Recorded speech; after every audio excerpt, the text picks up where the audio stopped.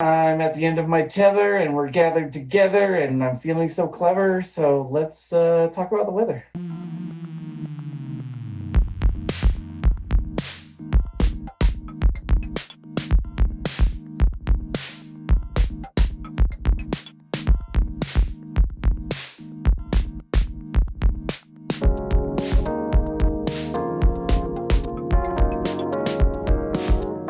Hello, the Sonic City Council is now in session. Thank you once again for inviting us into your headphones, your car, your home, your mind. Davey Sipes, my buddy, my pal, what's happening?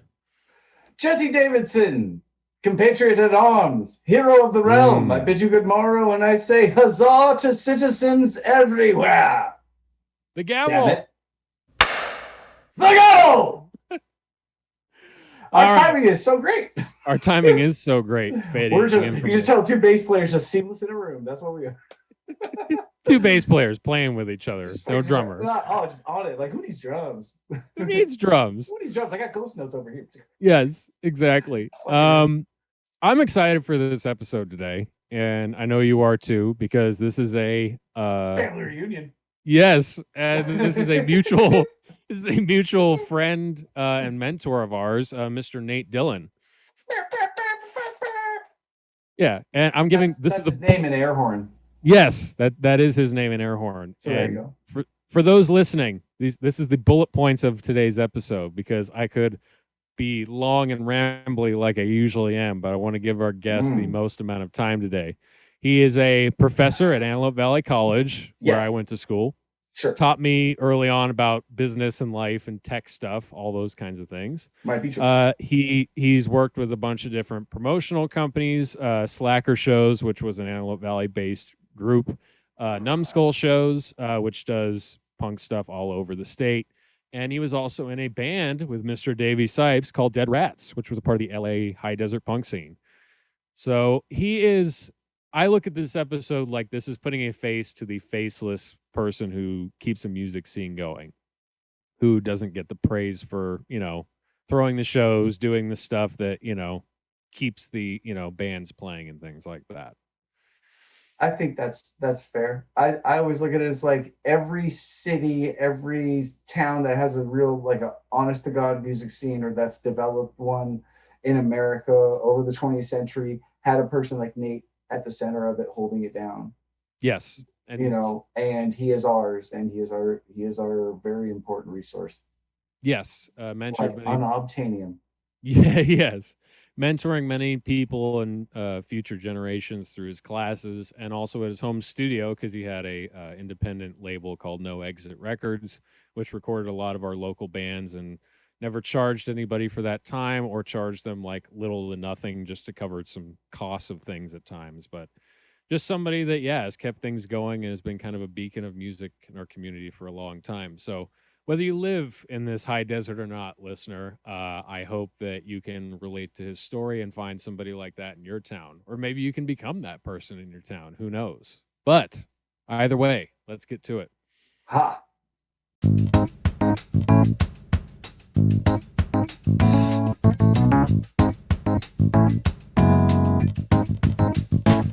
Well, today we have the mysterious, the powerful, the great and mighty Nate Dillon. How are you, sir?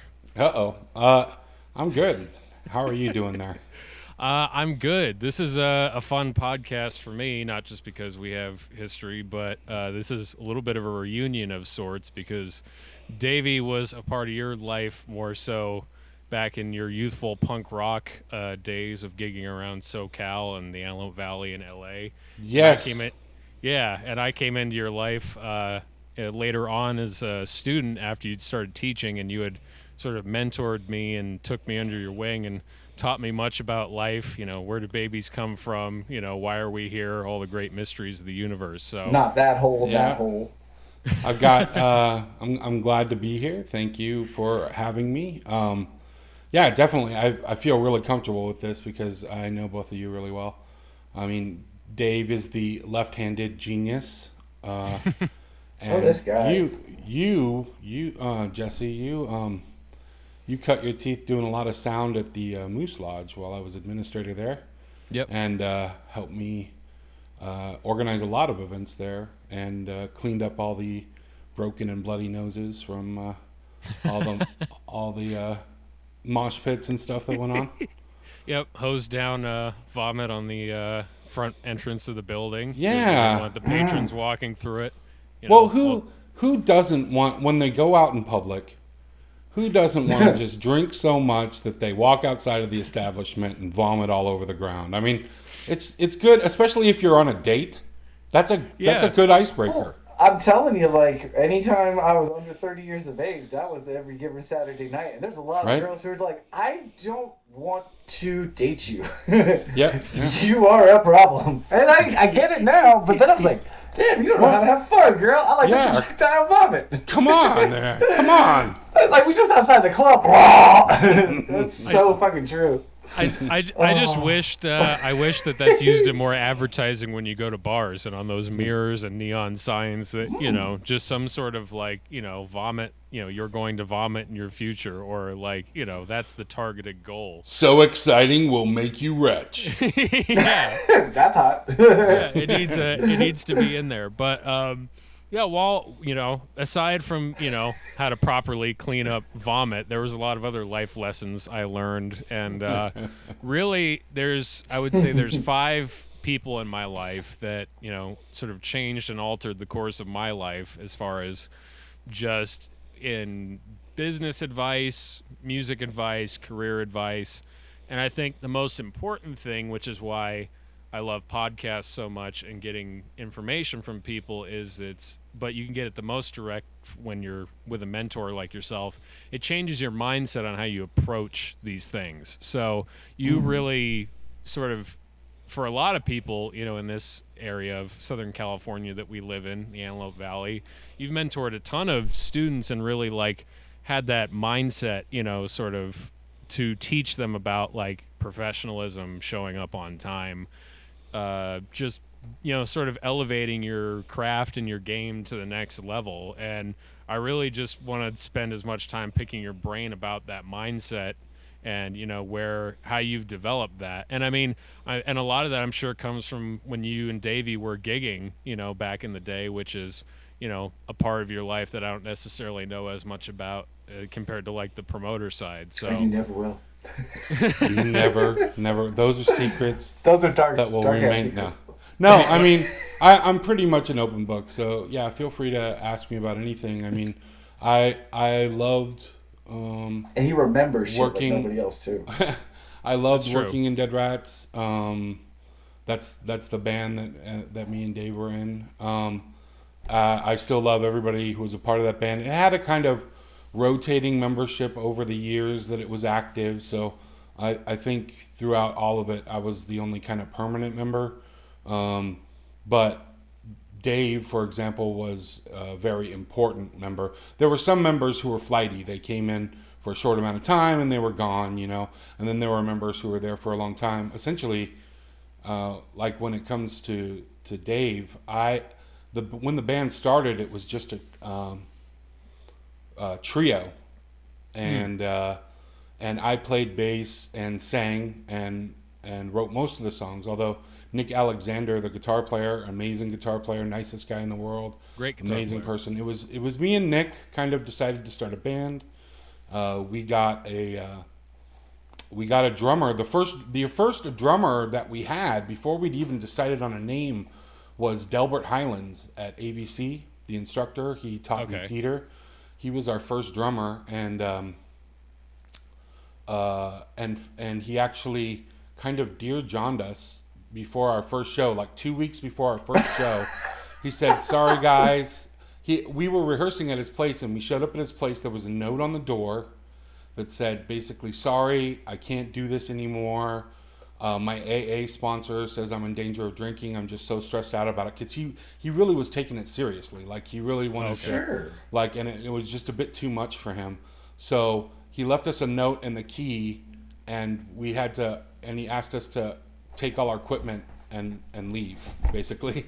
So we had to load up everything. And luckily I had a friend who was in a death metal band in Ventura named Ray, in high school we used to call him Radio Ray. But Ray Cowell was singing in a band in Ventura, and his drummer was nice enough to meet with us and actually played that first. We went out to Ventura.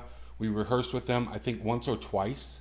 But he was such a talented drummer because we were just beginners. We were horrible, and he knew enough to just get us through that first show, and was actually our first drummer. And sadly enough, I don't even remember his name, because after that show we never played with him again. But he was nice enough to do us that favor, and so I played bass. I played bass for the beginning of the band. We ended up, the next big drummer that we had was Crystal Gerardo, who was not a drummer, to be honest. When she just like amazing singer-songwriter, but not a drummer. Yeah, she was not a drummer, but she was nice enough to try to play drums with us, and I think she was interested in drumming, and you know, she played well enough to get us through. When it came to actually our first recording, it was kind of more apparent that she wasn't a drummer. But she did a really good job. I don't want to fault her or anything. No, shut it down. But anyway, we plodded along, changing members and things like that. And it wasn't until the whole point of this, the reason I was working up to this is, I had been playing bass the whole time.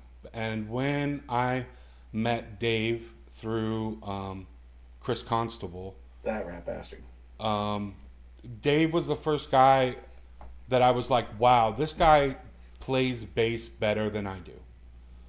He plays bass better than I do, and if I stop playing bass, then it will free me up to just focus on the vocals. I can interact with the crowd more. He seems like a really cool guy. He's dependable. So that's how Dave became the bass player in the band, because he was the first guy I ran into that was interested in being in the band, that was just obviously a better bass player than I was. So hats off to Dave. Dave is just an amazing musician. He really is, and he always has been. If I were a aspiring bass player in the Antelope Valley looking to take lessons, I would take them from him, not from me. He is better. I bow my hat to Dave. If it's a war between him and I as bass players, Dave wins. Dude, now beards. I see you trying to compete on the beard game, and I'm not sure if you're going to win this one. I think I might. What I've learned is that, I thought that your shit for years, Money, was so unkempt. I was like, man, he just looked like a caveman. Now I've learned my lesson. That shit is groomed so tightly, so nicely coiffed, because I'm wearing the opposite on my face. This is like a fucked up indoor-outdoor rug on my face right here. So yeah, this beard is no comparison. Now, can I say, was bass the instrument that I got into the band playing? No, it wasn't actually. No, it wasn't. That's the funny thing. I can't even remember how I ended up playing bass in the band, to be honest. But I started playing guitar, and then we realized that there was. I think that you definitely brought up the situation about, like, hey, why don't you play bass? And at first I was like, eh. And then I was like, yeah, that makes sense though. And it did change the dynamic a lot. I think really you joined the band. I felt bad because I think you joined the band because you were interested in playing more guitar, but we ended up in a situation where we were solid on guitar players. Because once again, that rotating lineup, it's like, oh, we have guitar player options. And, I think it was one of those situations where Nick had been out of the band for a while, Nick Alexander. And maybe we wanted to do a show where Nick came back and played with Chris. And it was like, would you mind just doing bass and stuff? And you were really polite about it. I remember there was a period where I was waiting to hear back from you about whether or not you wanted to switch over. I wouldn't have forced you. But it was like there was nothing not making me be in Dead Rats. It was like it's like if you had been a dude who was thinking about, I'm gonna try out for AA baseball, and then a team on called you up to like the majors. That's what it felt like to me. I was like, I'll play whatever. I'll play fucking kazoo in this band, whatever. It's crazy when people talk about anything I'm involved with that way. But yeah, thank you. Cool. No, man, It's still one of them. It's still like I listen to our music all the time. Like, it's so fucking timely now. I'm just like the reunion thing is still something I'm like, yeah. So yeah. I try to be a humble person, but really seriously, when I listen to punk bands in the AV, I mean, we were contenders. We were a really good tight band. I think for some reason or another, you know, there in the industry, you have to have talent, a modicum of talent. You don't have to be super talented. You Right. have to have a bit of talent. You have to be persistent, and we were. But then there is that like luck factor, that kind of just right time, right place kind of thing. And I think that just never happened for us. You know, I think we had all the pieces in place, and it's like we We bought the did. lotto ticket. We had a ticket in the lotto, and we were a contender, but it just just didn't work out that way. I Right. think my 2 cents on it is that the everything was so ahead of what was current then. It fits right into the marketplace now, like fucking like Reese's Pieces. But we were like 5 years ahead, 7 years ahead of what sounds were like then. And I think that we would have had to we would have just had to grind for that much longer. And things were changing by then, and we're all growing up and like, hey, we gotta finish college or drop out. Maybe we'll have one of those retro We all had that successes. moment. People will be listening It's to that time. stuff. Yeah, they'll dig out our album from a crate somewhere, and we'll have some kind of revival. People will be like, "Wow, they were doing this back then." I kind of agree with what you're saying too. I think, but once again, I think that if a good producer would have gotten a hold of us, they would have seen that, and they would have been able to talk to us about it and temper what we were doing to try to match the market at the time. I don't know. There's a lot Yeah. of things that happen to bands, you know. Right. Well, but aside from that, though, I think the thing that people don't understand about being in a band and when you guys are trying to take it seriously, even if the music, like, for those that haven't heard it, it's, upbeat punk rock, but it's got like kind of goofy lyrics. There's some songs about like Star Wars and, things like that. I think episode 4, if I'm remembering the track name. Yeah. So, and the live show too, when I've worked a couple of the shows where you've gotten back together and, Nate's throwing oatmeal cream pies at, kids in the audience and like saying that they're, not moving enough and they need more sugar to get their energy up. Like, it was a fun band, but on the flip side of that nobody sees is you know, not only were you doing, an independent band, you were running your own label, No Exit Records, with that. So Right. you're putting out your own music and you're putting it out into the world and you're booking gigs and you're trying to, play shows and you're promoting. And it's really, if you're taking it seriously, it's all these cross sections of business that just meet at one, it's all these businesses that intersect, I should say, into one place. So it's marketing, it's, in a certain way, it's like, a little bit of just a business salesman sort of aspect and trying to get your music to like local record stores or local places that sell music. And then it's also, you have the creative side of that too, which is why you got into it in the first place. So what do you think were some of those skills that translated into your later occupation of teaching and just business and things like that? Oh, everything. I don't think I could do what I do now for a living if I wouldn't have had the experience of trying to run a label. Even if it was small, it was a small, just local label. We mostly worked just with local bands. Um, but the reason I did that, the reason I started our label is because if you were to go down to LA at the time, this is back when they had like, they were called record stores. I Well, don't give us know. a year. Give us a year number. Yeah, We're roughly. talking about like 97, you know? Uh, That's a 97, good year. there was these things, they were called record stores. And I know everybody thinks that they know record stores nowadays because we have these little independent record stores, which are actually the best ones. The best little independent record stores are around. But there used to be these huge corporate conglomerate kind of Yeah. record stores like Tower Records and stuff like that. Moby Virgin. Disc. Yeah. Yeah. Where you went in and it was like a huge store, like just rows and rows of records. It's nothing like I've seen in a long time. Maybe Amoeba would be the closest thing, but there were only, as far as I know, two Amoeba record stores, the one in Berkeley and the one out here, right? It's not this huge chain, is it?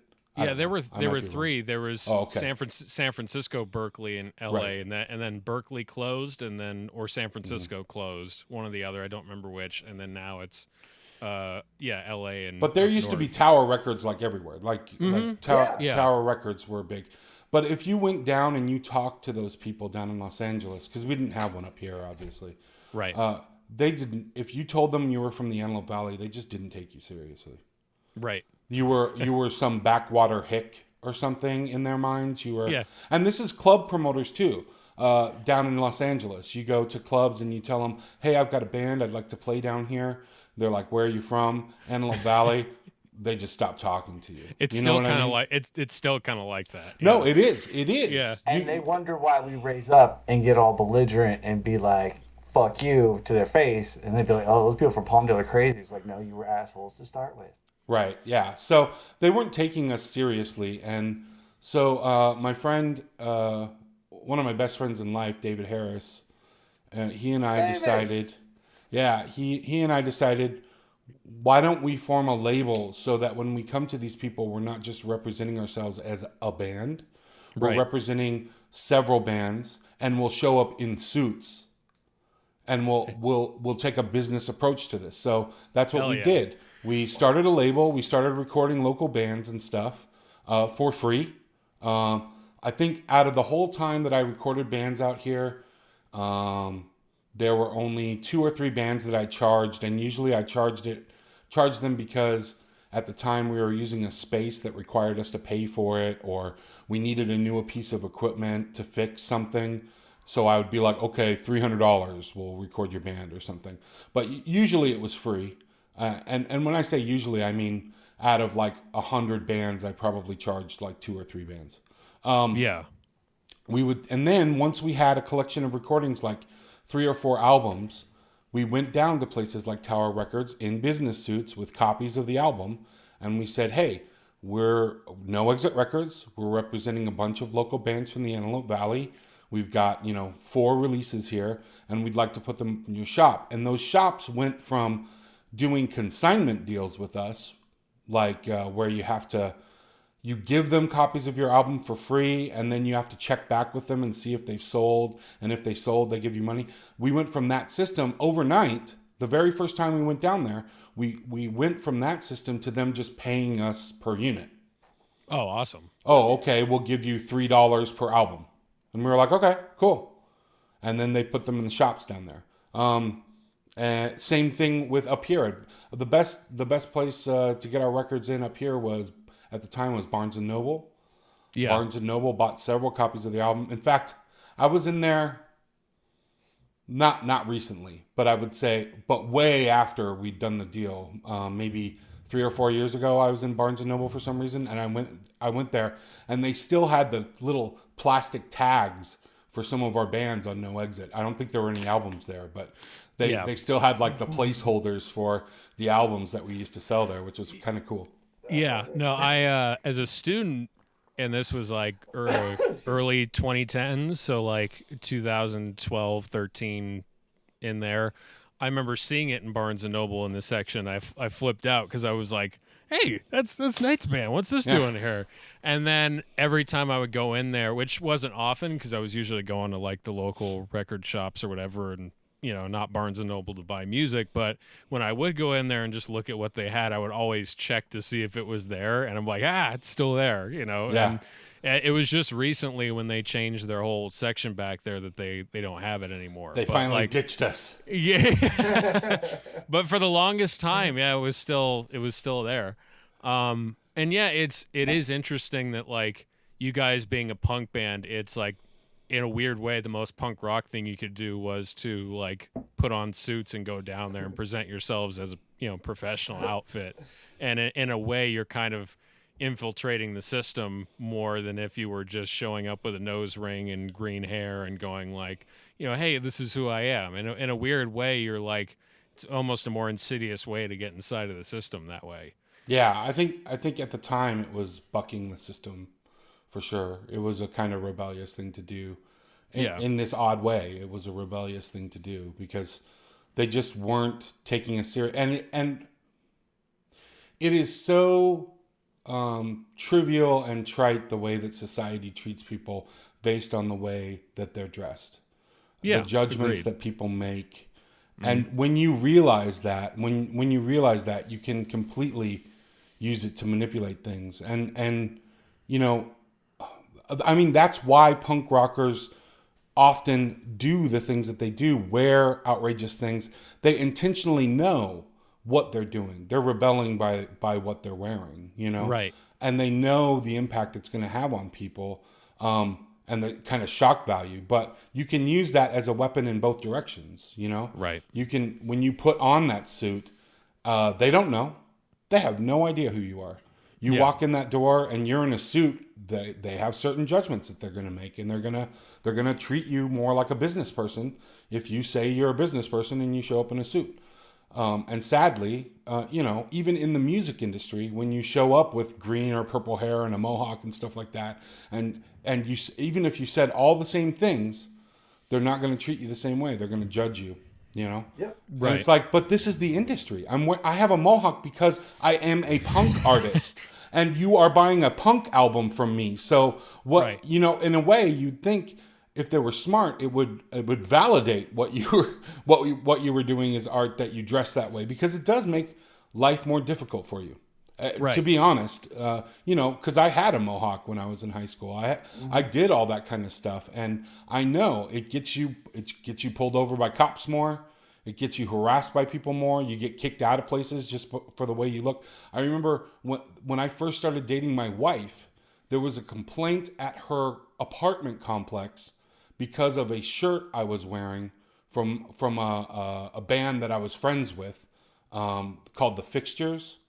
I was wearing a T-shirt of Their theirs. shirt was probably kind of graphic. It was called Love Devil's. the Fixtures. Fucking they so punk. Yeah, the Fixtures album. It was called Devil's Playground, and the shirt featured like children on a tank or something like that. But the fact that it said Devil's Playground, I think. Yeah. Yeah, my wife to be got complaints at the apartment complex because of my shirt, and I must be a hooligan because I was wearing this shirt. Must be. Yeah. Must be. Yeah. No, it's crazy how that works. And well, I see you walking around the apartment complex that wear that shirt, and I'm like, the whole picture is the dubious thing, though. When you put the whole composite together, Right. that's when I'm like, that's an interesting look. I'm like, yeah, bald beard guy, Devil's Playground, got it. Yeah. Okay. this guy's smoking and he's got witty retorts about things and he's Oh. quoting philosophy. I don't understand what this is, but I don't like it one bit. It must go against everything good. He must Yeah. be stopped, no matter the cost. Yeah, exactly. Well, and I don't know. I wanted to get your thoughts on this because you bringing this up just reminded me of a point. There's a bass player I like a lot named Anthony Wellington, who's a part of that whole Victor Wooten circle of bass players. Like he teaches at Victor Wooten's camps, and he's known for he's an instructor is mainly what he does.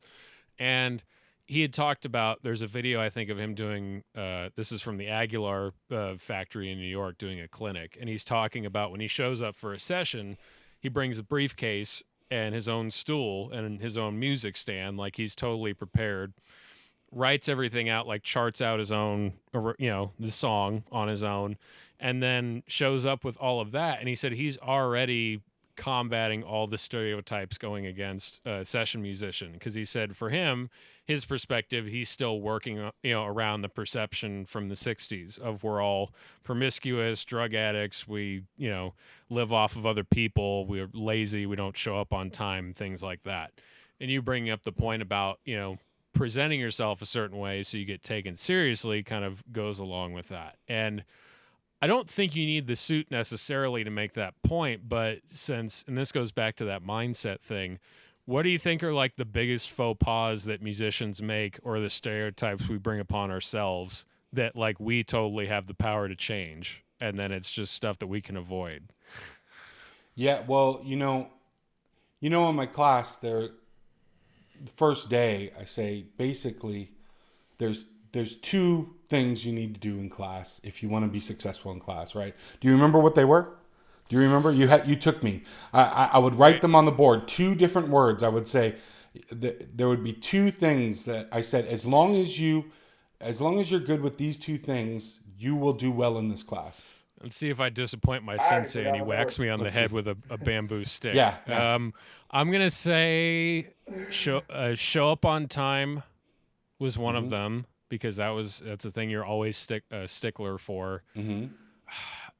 I don't remember if this was. I'm gonna paraphrase the second answer. I think it was basically being prepared. So showing up and just knowing the material. Well, those are kind of wrapped up into one word, and I Okay. say it's two words I write on the board. I write the word attitude, Yes. Yeah.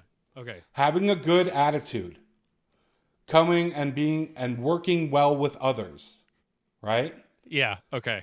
Right? Not being a jerk. And then the second word I write on the board is flakes. Don't be a flake. Right? Show Yeah. up on time and be prepared. Yeah. Those two things, you show up to class on time, prepared, with a good attitude. I tell my students, you'll get an A this semester. It's going to be all right. You do just those two things.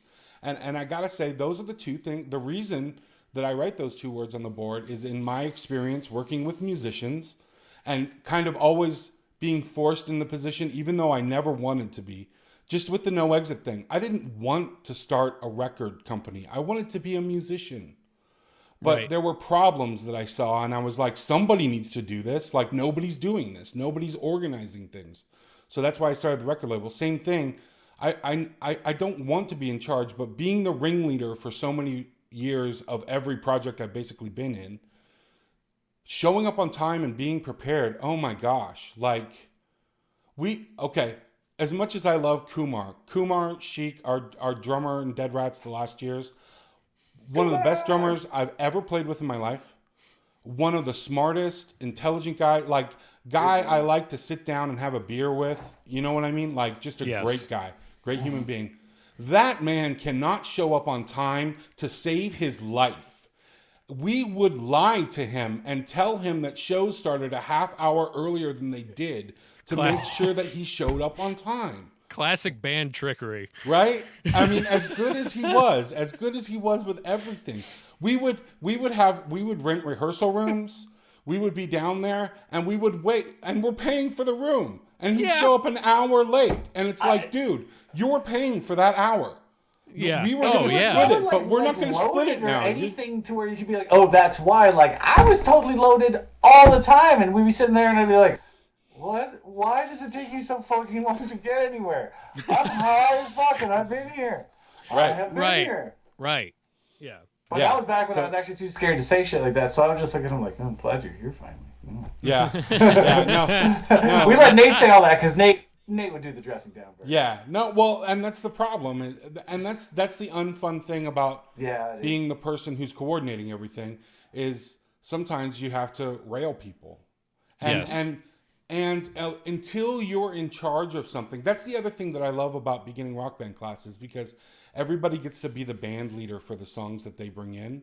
So they get to learn what it's like to be the organizer and have to try to tell people that they need to show up on time or something. Oh, because until you do that, when you're the person constantly showing up late and you've never had to be the person in charge, you think that the person in charge, when they get at you for being late, you think that they're a jerk. You think that they're some kind of asshole. You know what I mean? And once you're in charge for once, you start to have a little more respect for that person who's trying to wrangle everybody to get together. You start to realize, now that you've been in that position, you're like, yeah, man, let that guy have it. Like he showed up late. He showed up a half hour late. Like, go for it. Do it, you know?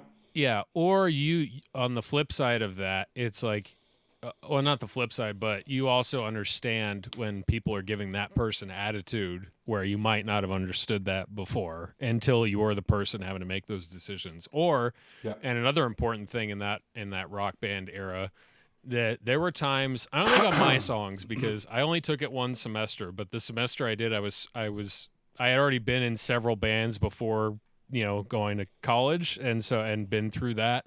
So I already picked the people that I knew weren't going to flake, even though, and people that were like the most I would say not the most talented, but just were the most solid and least flaky people. And like, hey, in the songs that I'm picking, you can definitely do these. But I saw other people where it's like, and have heard stories from other people too, where if somebody's not working on their songs, then they have to find somebody else to, or I was a bass player in other people's songs where that happened in my semester too, where they have to now not only tell somebody to show up on time or like, hey, did you practice this? And they didn't, they have to then replace this person like you would in a real band. Like, hey, Right. you're not, I'm going to fail this song this semester, or I'm going to, not get as good of a grade as I can. I have to find a new guitar player now. And that's also hard too, because that's something you have to deal with a lot, where it's like, hey, this is nothing personal. I would love to have a beer with you, but this is just not working out. And Exactly. And yeah.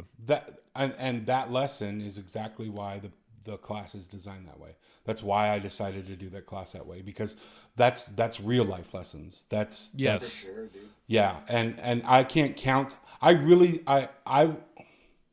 would have to sit down and probably get together with other band members to figure out how many drummers Dead Rats went through during our run. How many different drummers we had to have. And no offense to any of them. Once again, it's nothing personal. Crystal Gerardo, she was in our band for a long time, and during some of the formative early years, and she needed to do her own band, and she was starting to get her own band together. I even told her I that. almost joined that band actually. Yeah, I said I would. I'm sticking with y'all. Exactly. Yeah. I was like, I'll play bass for you or something if you need me, and even on some of her early songs that she was working on, I would jam with her and play bass with her or whatever. Right.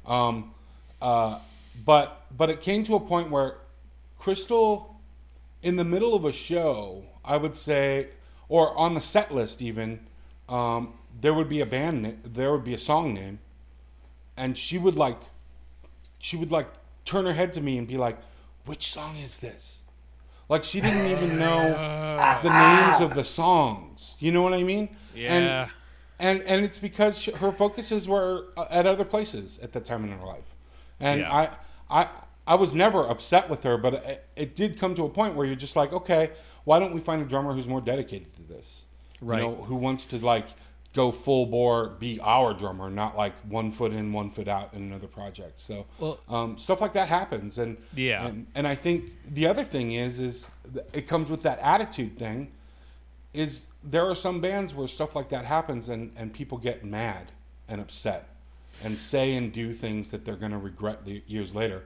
Luckily for me, I have a great relationship still with Crystal. It's not like we hang out all the time, but like when I visited New York, we all hung out, we ate together, and it was like fam. Sweet. So it's about, there was no grudge there. I wasn't mad when she left the band. I understood when she left the band. Right. But that also comes down to when you're in a band situation, you have to be open and honest with the people that you're in there with. And it's always better to just get that out in the open and just say exactly how you're feeling. And even if it's a little bit like, hey, what's going on here? And it's a little bit like, trying to figure out what's the root of like why this problem is happening. It's better to do that and have it be a little bit uncomfortable than to just hold it in for 6 months, a year, 2 years, 3 years. And then all of a sudden there's a huge blow up. And because, this person just, said something that was just a little too snarky that day. And then it's like, you know what? And then he just, and then it lets loose after that. And and that's what I like about Dead Rats is that, like I said, we had this rotating membership. And the reason we had this rotating membership is because when people left and stuff, there was no animosity. So when they wanted to come back, we were like, yeah, right, whatever. We'll figure out some way to throw you in. You can play a few songs with us at this show or something if you're in town or whatever, And there were times like that where we'd be playing the show and half the show was played with the drummer that we were currently working with, and the second half of the show was we just happened to run into the drummer. They were there at the show. We were like, "Hey, you want to jam? You want to play some of the old songs?" And they'd come up and do it, because we had this. There were so many times that happened, bro. Which made it fun. Yeah, and I really felt like we were this huge extended family. Dead Rats wasn't just the people who were in the band at the time. It was everybody who'd been involved with the band from the beginning. I mean, if Delbert Highlands would have shown up, we would have figured out and wanted to play with us. We would have figured out a song to play with him. That maybe if he hadn't been playing drums or something, we would have picked some simple song for him to just at least come up and play a song with us, because it's more about the relationships and stuff. Now, I don't know. I think Delbert unfriended me on Facebook. I don't know what's going on with Delbert lately. It's a struggle. Yeah. I don't know why he unfriended me. I'm sorry for whatever I did, Delbert. if you hear this somehow, Delbert, come back to me. Come back to me, Delbert. I love you. Please come back. I'm sorry that I did something to offend you on Facebook. I didn't Baby, come back. Delbert, come back. Blame it all on me. That's I was thinking that, baby. Yes.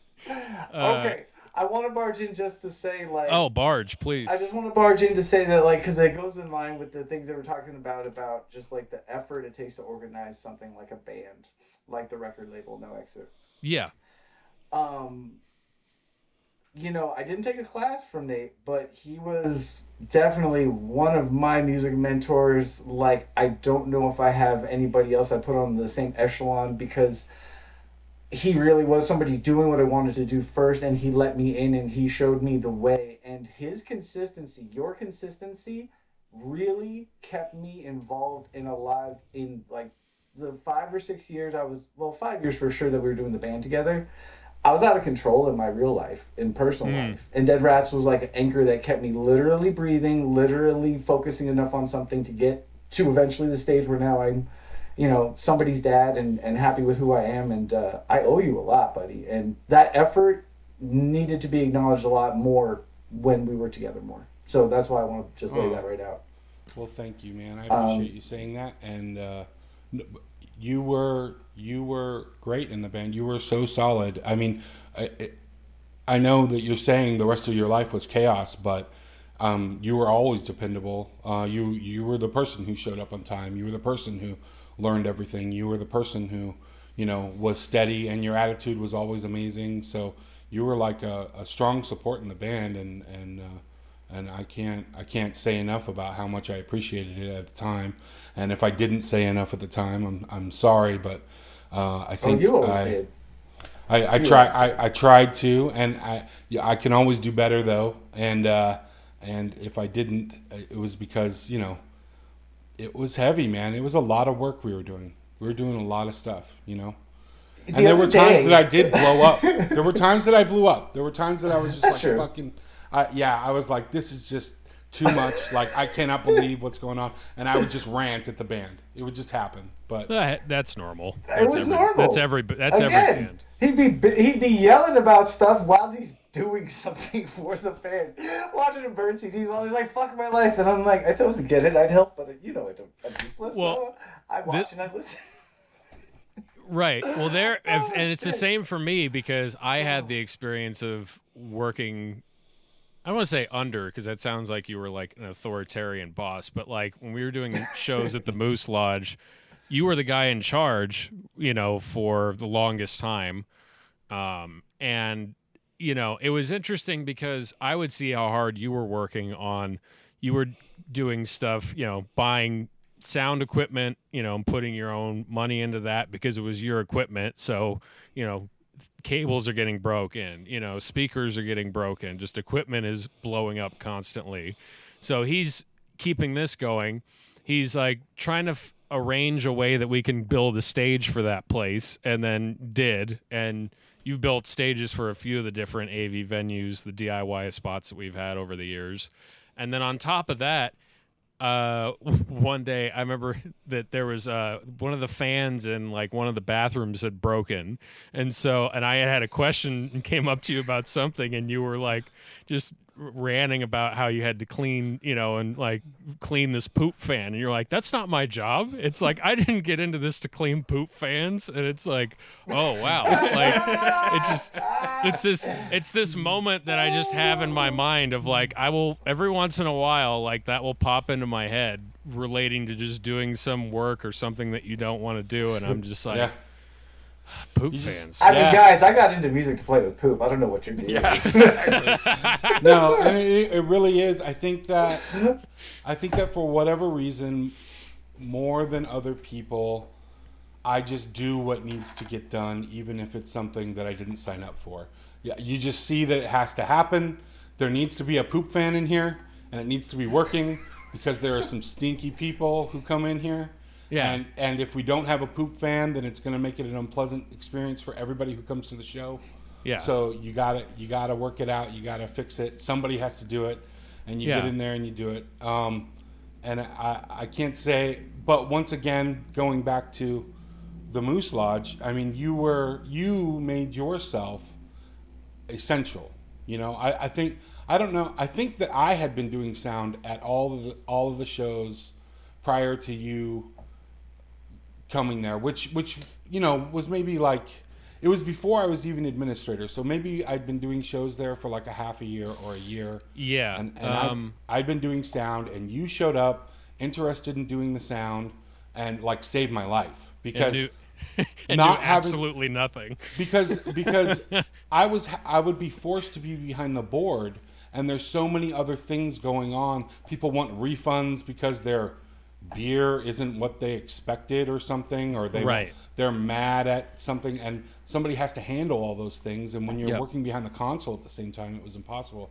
And you became essential. And in fact, still to this day, like Lance Brown, who was governor at the time, I mean, everybody there loves and respects you because you were such a dedicated person.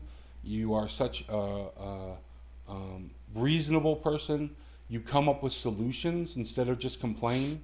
And because the Moose Lodge, for people listening to this who are unfamiliar with fraternal organizations, let's get down into the Moose, please. Let me tell you what these things are. I didn't know until I got involved with it, and I only got involved with it because I wanted to help local music out here, and it was a place to have shows. And then I found out that they also help charity and stuff, and that was pretty cool. But really, initially, I was just looking for...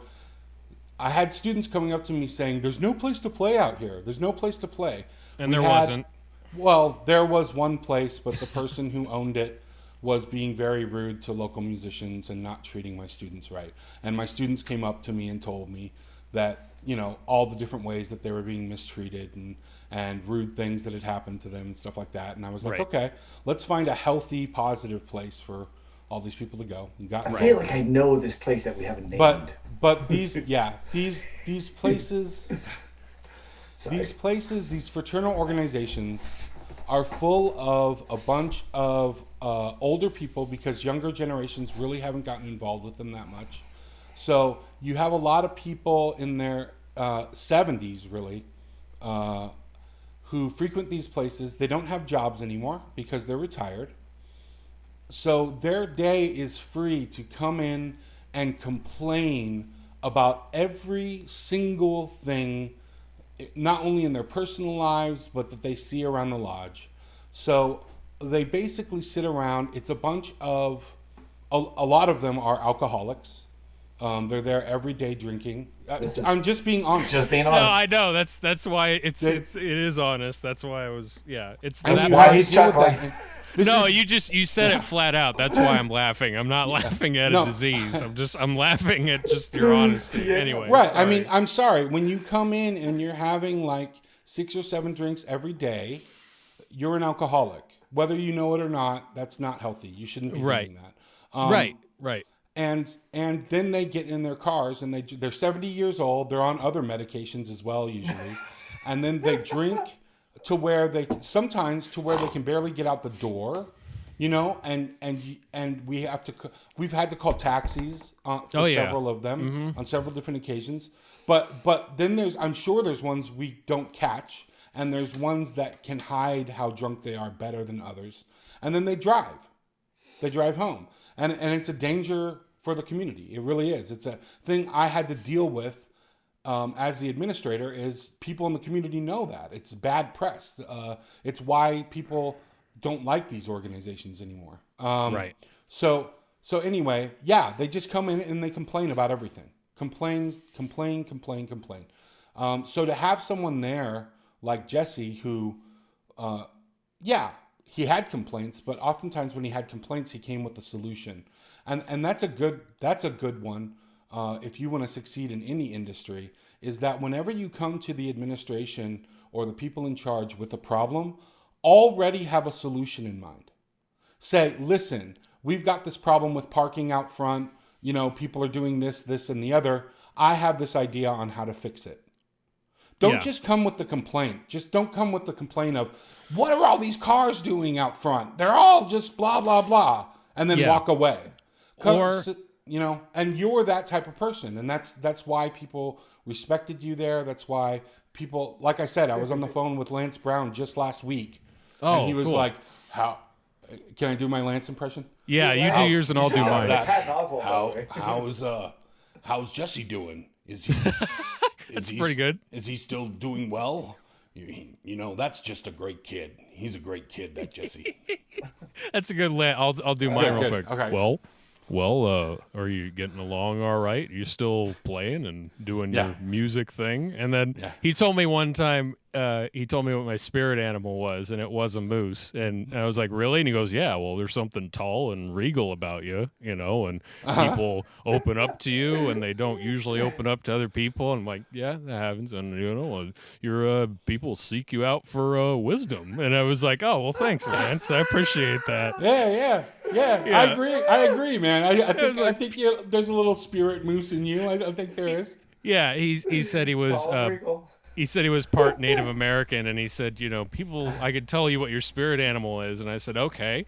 And I was like, well, what is it? And he paused and he goes, give me some time. I'll think about it. And then he just walked away and did something else. Yeah. And I forgot about it. And then he came back to me and he's like, I know what your spirit animal is. And I was like, okay, I want to hear this. But I love Lance. He's a great guy. And all I can say is that whatever thing I think that I've done in life, he's done. I did that once while I was swimming upstream, attacked by 12 alligators. Yeah. And my motorcycle lit on fire, and I had to use the fire to keep warm that night because I was stranded in the jungle. Like that's Lance, Anything I've ever thought I've been through, he's been through 10 times worse, and he has that kind of advice that I can always depend on. Great guy. Yeah. Lance, awesome. I don't know if you know Lance or had heard these stories, Davey, but he's an old biker guy who was the governor at the Moose Lodge where we were doing shows, and from the 60s. And so he has all these cool stories, and he's got that Sam Elliott super low voice, and a contender of the Great Beard Club along with you two. He's got a pretty awesome beard. The best story to get out of him, if you ever run into him, if you haven't heard it, anybody listening to this, if you run into Lance Brown, ask him about when he beat up Charles Manson. Get that story out of him. That's what I was going to say. Best story ever. He punched Charlie Manson in the fucking face. It was awesome. And also, he met, who's that dude? The guy that flew the raid after Pearl Harbor. It was Jimmy Doolittle. One of the Air Force guys. Up here, Doolittle or... MacArthur or some crazy. No, you're thinking of Jimmy Doolittle for sure. Yeah, it was. I think it was one of those old school legend military guys from World War II that he had met on the beach. Was it Yeager? No, it wasn't Yeager. It was one of the World War II guys like that. It was some heavy war guy, but he had met him on the beach. And because I had asked him about the Charlie Manson story, and he goes, no one ever wants to hear about the time that I ran into so-and-so on the beach and had a conversation for a couple of minutes. I'm like, I would ask you about that too. I didn't know what happened. But yeah, the Charlie Manson... Can't ask about what you don't know. yeah, exactly. No, but the Charlie Manson story is awesome. But it's, it was a great time in a lot of ways, as much as we were dealing with crazy stuff. But for me, it was a real lesson in I hadn't had that DIY like really hard work ethic like you had experienced, Davey. So like, I hadn't met anybody like that before, and then working with Nate, it was this whole new world of like, oh, this is how you get these things done. And why do you think that is? Why do you think that like you, and not to put you above certain people or anything, but why is it in a situation well, no, but why is it in a certain situation you're the guy that's doing what needs to be done, and you're the guy that's recording people's bands for free, and where other people aren't doing that? Is it just your love of music? Is it just because it needs to happen? Like where is it coming from? I really think it just stems from like me wanting to improve my community, me having a respect for my friends and the people around me, and wanting to make things better for us.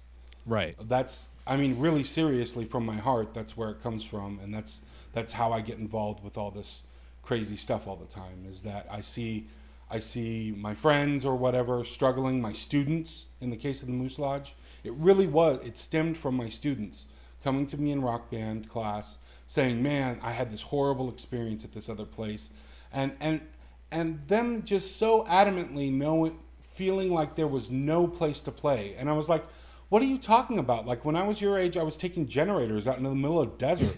Like you can have a show wherever you want. All you need to do is just drive up and down Lancaster Boulevard or something and ask all the shop owners if they'll let you play there. Like that's how you find a place." But they just didn't have that. I don't know what it is. It's a very odd thing. It happened a lot at the Moose Lodge as I was teaching people at the Moose Lodge about operations and stuff. They would come up to me and they'd be like, how did you manage to fix that ice machine or something?" And I was like, "I don't know. I just made it up. I just said the ice machine needs to be fixed, and then I just make something up. I don't know how to fix an ice machine. I look on the internet, maybe I research it some. I try to find out the best way to handle the problem, and I just make something up." People constantly seem to be afraid of, in my mind, just doing it, just getting your hands dirty, even if you don't know the answer. Like I guess I just have a certain kind of confidence that I'm like, if I get knee deep in something, I'm gonna figure it out. So even if I don't know what it is right now, I'm just going to jump into it, and I'm going to do the best, and to not be afraid of failure. And that the more I fail, the more I'm going to learn, and the more I'm going to be better. So if I go in there and I break the ice machine the first time I try to fix it, I'm going to learn from that experience. And then the next time I come to the ice machine, I'm going to do a better job. So, and sometimes you just fail. You fall flat on your face, literally. Yeah. You can fall flat on your face. It's happened to me. And like, for example, working on that stage at the Moose Lodge. Oh, yeah. Lance was nice enough. He was a welder. So we went to his shop. We cut all the steel. We welded all the frames for that one because I wanted a steel frame stage this time. But then we needed to still screw on the tops. They all needed to be painted.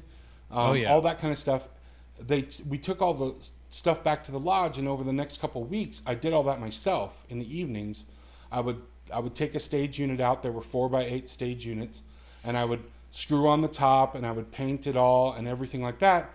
And I overdid it. This is like, I was in my 30s, like my mid or late 30s or something. I can't remember. And I injured my back. My back already had problems, and then I wound up in the hospital for like a week. And it's like, you fall on your face. You're like, that's not the way to do that. I should have talked to somebody. I should have had a helper. Why was I trying to do all that stuff by myself? It just doesn't even make sense. In retrospect, you're just like, why was I trying to do that myself? I'm sure if I just would have talked to just one other person, I wouldn't have wound up in the hospital. You know what I mean? Yeah. But you make mistakes. You make mistakes, and you learn from your mistakes. And I guess maybe there's a bit of pride involved that I needed to get over. I think there was a bit of pride in like, I'm going to finish this. This is my stage. Because it was like the third or fourth stage that I built for the Antelope Valley. I built the stage that we used at Mr. Q's when Slacker was doing that.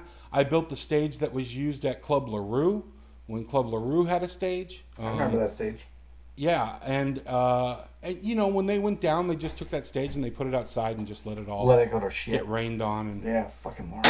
and I made and that's why and I learned every step of that. That's why I wanted to make this stage out of metal, because I wanted it to be more permanent, and I knew we were going to have bigger bands in, and if there were bands like some of the bands we had at Mr. Q's, they're going to destroy the stage. They're going to jump up and down on it. They're going to just break it. Yeah. So, you learn from your mistakes. But, who was it who was it at Mr. Q's that did all the damage there? What is that Dillinger Escape Plan? Oh, yeah. Dillinger Escape Plan, man. They thrashed that place. They were very polite and they paid for it all. But I was like, man, if we're going to have cool bands like that, I need to make this next stage like a tank. And I think it worked really well. I really love that stage. Yeah, real quick, because for the AV lore in our music scene, that was a show that people still talk about that were there or have heard about it, have a connection to, generations of our scenes past, where people still talk about that show today. So real quick, were you at that show? Do you remember anything about it? No, I wasn't actually at the show. Okay. I think Kumar or Tom they were running that show because that was a Slacker show. Right. So I wasn't there that night. I just heard about all the damage. Yeah. I heard Greg Pucciato, the singer, was like climbing up in the roof, and then it broke, and he fell through in the middle of the dance floor. It was just an absolutely insane show. But yeah, they paid for everything to their credit. My favorite show at Mr. Q's was the one that we got Babyland to come up and play at. Dude. Hands down. I think about the show like a couple days a week. I still think about the show. One of the best moments of my life. You got them to come out and play a show here. I knew they did desert parties. We opened for them. We opened for them. They came out here 2 times. Didn't they come out here? No, wait. We did not open for them, and I was really upset about that. What about at El Dorado though? We opened because of no. Wait. Okay, yeah. So at Mr. Q's though, what happened was Chris Constable was involved with a project at the school. Mm-hmm. Right up until the time that we needed to play, so we ended up playing after Babyland. And I was like, you don't play after Babyland. You just can't top them.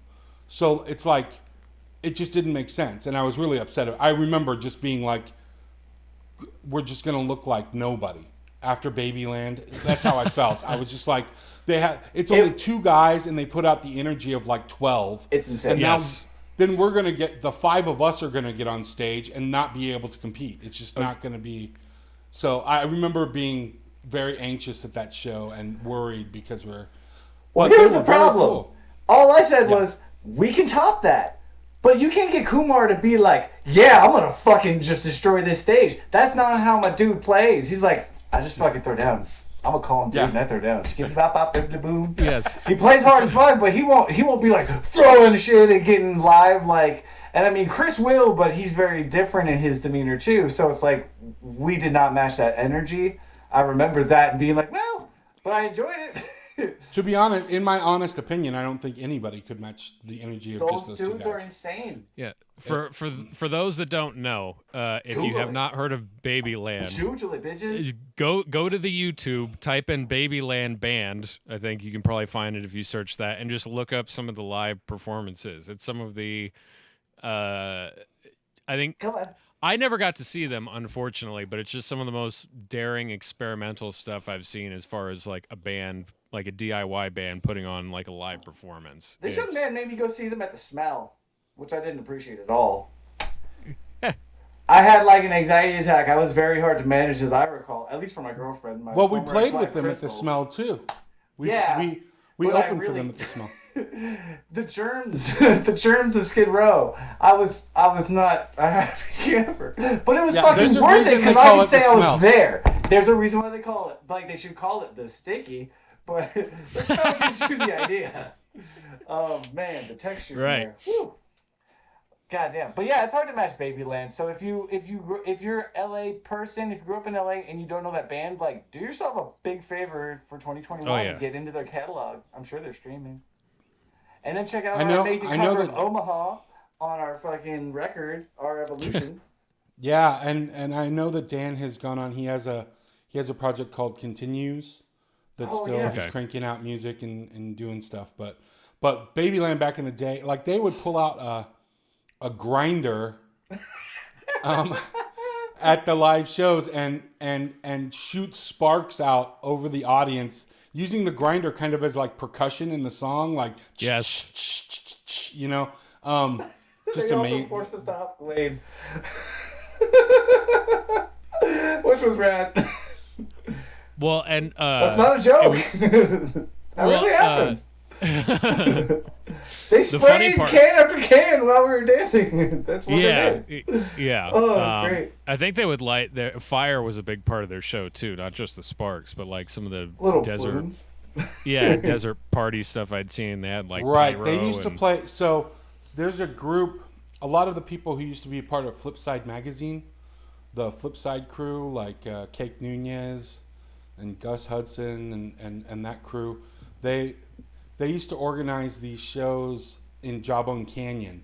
Jawbone Canyon has this little area that's almost like this natural amphitheater. It has these large rock outcroppings that kind of form this kind of semicircle. So the band's set up in there. They bring generators and stuff, and they used to throw shows out at Jawbone Canyon every year, every couple years for a while.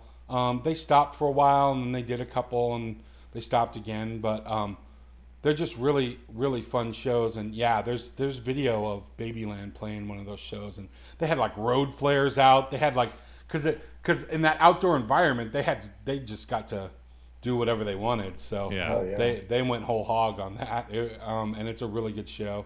Yeah. And they're really creative. They are my favorite band. For a long time in my life, I was one of those people. You'd ask me, who's your favorite band? And I'd say, oh, I don't know. There's so many that are good. I just don't know who to choose or whatever. Hands down, Babyland is my favorite band. They always will be, I think. And just amazing if you've never seen that band. Please, they're not together anymore. I'm not exactly sure what happened. I think it had to do with life obligations. They were getting a little older, and I think they got offered an opportunity to tour with a larger band, and one of them couldn't really do it, and the other one was kind of upset about it or something. I don't know. I wish they would tell us. I'm just sad that they're not around anymore because they were amazing. They if you haven't seen them, please just check them out on YouTube. They have several videos and stuff. Yeah, they're awesome. I remember when you were building that stage and grinding down the welds on the metal, and you were grinding it down, you were singing a Babyland song at one point, and that's actually how you, I think, introduced me to the band. Oh, really? Yeah. Wow. I didn't remember that, but yeah. Yeah, because I have a video of it, and you were singing, and you and your wife were singing the song, and you were like, and you were like grinding into the stage. And Probably it was just Dismissal. I'm guessing it's the song Dismissal. I don't know which one, but I was like, what is that? And you were like, oh, that's Babyland. And I was like, what's that? And you're like, you don't know what Babyland is? And I'm like, no. It's the same thing with McCluskey too.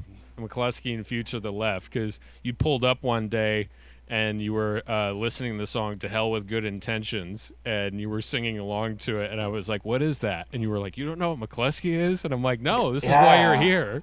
It's like, this is what a sensei is for. You need to teach me these things. Dude, you are the splinter. You're the splinter of fucking indie rock, bro, for real. Well, no, I mean McCluskey I picked up from Chris Constable, introduced me Same to here. McCluskey. Yeah. Oh, yeah. That cat's got major taste.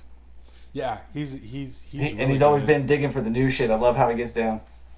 Yeah, and Chris, we I miss you.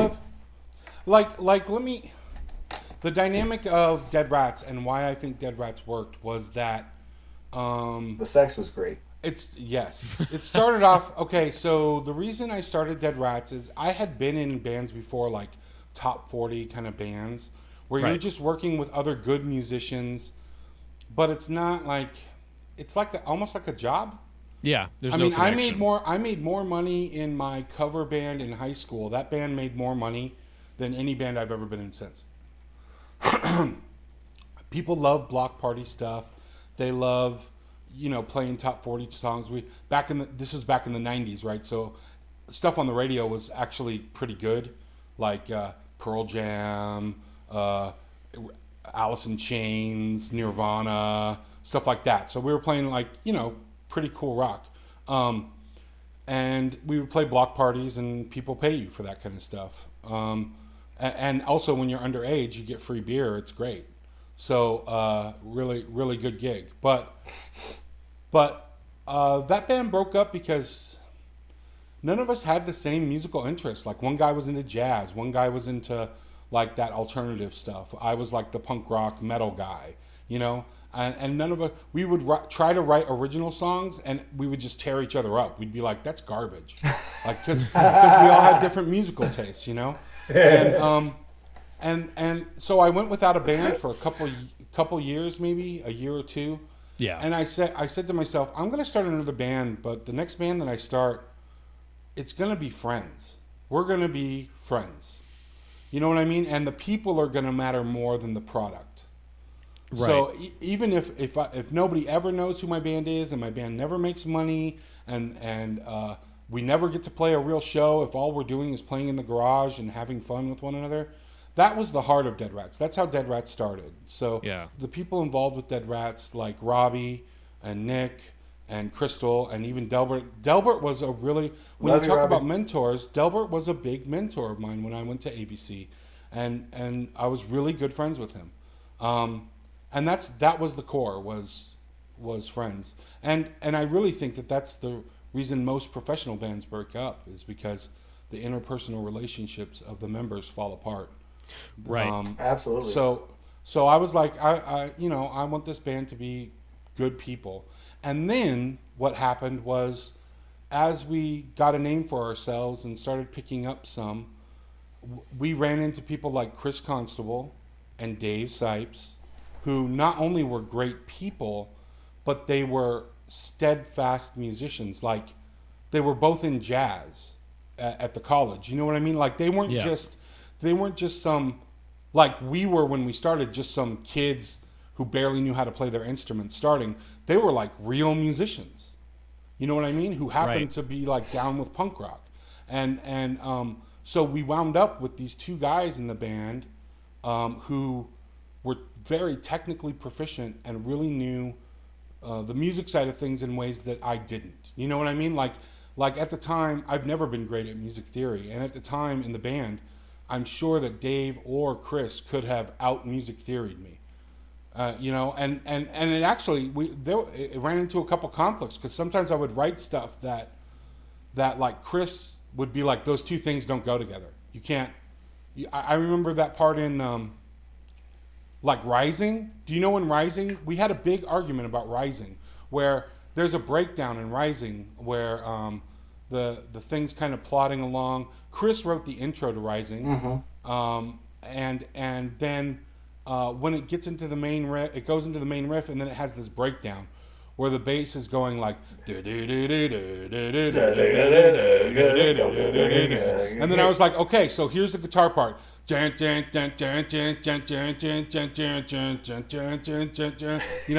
I'm showing Chris, and he's like, that doesn't work. Sharp 11s all day, dude. It was that doesn't that go was jazzy, that. By the way, in a Primus way. But then I was like, dude, I know it works because I hear it in my head. Because I'm a musical primitive. Every fucking time. Yeah. Dude, I had to tell him, I'm sorry, but this reminds me of My Life, which is honestly probably my second favorite song of ours of all time, which is like, anybody go listen to My Life by Dead Rats. That's a song, that's a bop. Still a bop. Amazing song. But the fucking guitar counter melodies, Nate was like playing with Chris, and he showed me this guitar like back and forth harmony, and I'm like, it doesn't go with my bass line underneath. What chords are we outlining? But when I listen to it, I'm like, it all makes sense. It is some very 20th century fucking harmony, my dude. But it fucking bops. It makes sense, just like how you heard it.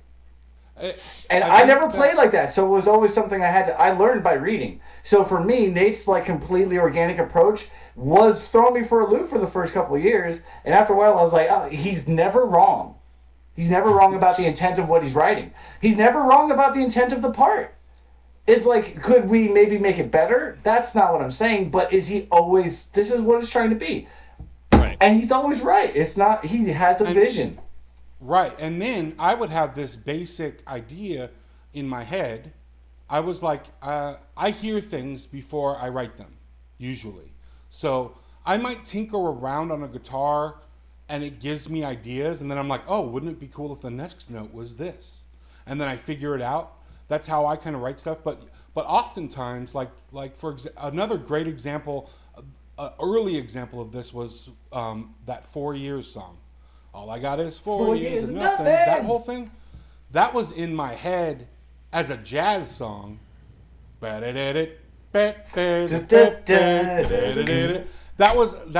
was in my head, and then I made it a song. And I hear things in my head before I write, usually. So I come up with something in the shower or something. I'm a shower thoughts guy.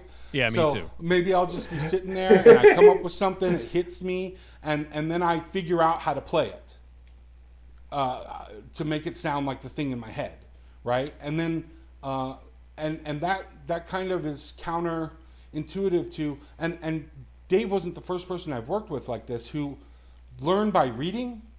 There are some musicians who learned by reading notes, and they have a hard time playing anything that's not on the page in front of them or improvising at all, right? And I'm not saying this was the case with Dave, because the cool thing about Dave and Chris was they would take my simple ideas in my head sometimes I would have, and they would embellish in the proper kind of musician ways to make the part better. Like they would understand, okay, I give them the fundamentals of something, and then they would make it better. They would make the arrangement better. So because they had that better musical knowledge than I do, they knew which chord to go to next, or which note to emphasize in the chord to make it sound better, if that makes sense. So right. I was really fortunate to run into both Chris and Dave because, like I said, they're musicians. I don't know how else to say it. I consider myself an artist, if that makes sense. I'm an artist who plays music, and not to say that they aren't artists as well. They definitely are, but they're more the right kind of music. Like they have that musical training, that musicianship. I grew up around music, and that's why I hear these things in my head, I think, because I grew up in it, and it's just a natural thing to me. Like I grew up, right. My father worked in theater. Right. That's how my parents met, actually, was in theater up in Alaska. And so I've always been around musical theater and theater types, and I've been in choirs since I was really young and singing. And so I've been around music a lot, and it's intuitive to me. Right. But I've never really gone through, like I take a music theory class and I immediately forget all the stuff as soon as I get my A.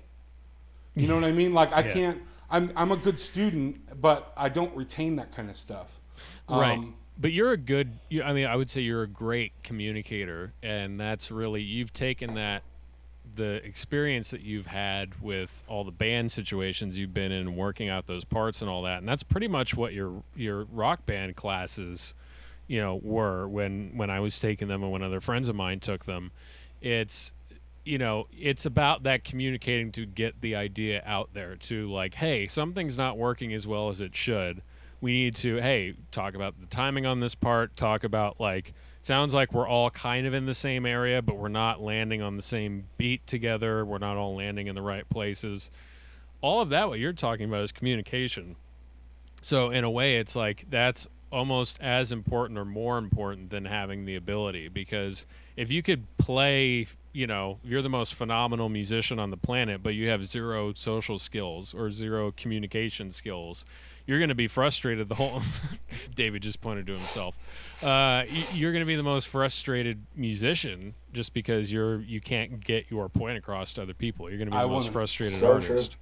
I 100% agree. I think, and that's it. And that's going back to why I started No Exit, is that I realized that other musicians I was working with, other bands in town, they didn't have any.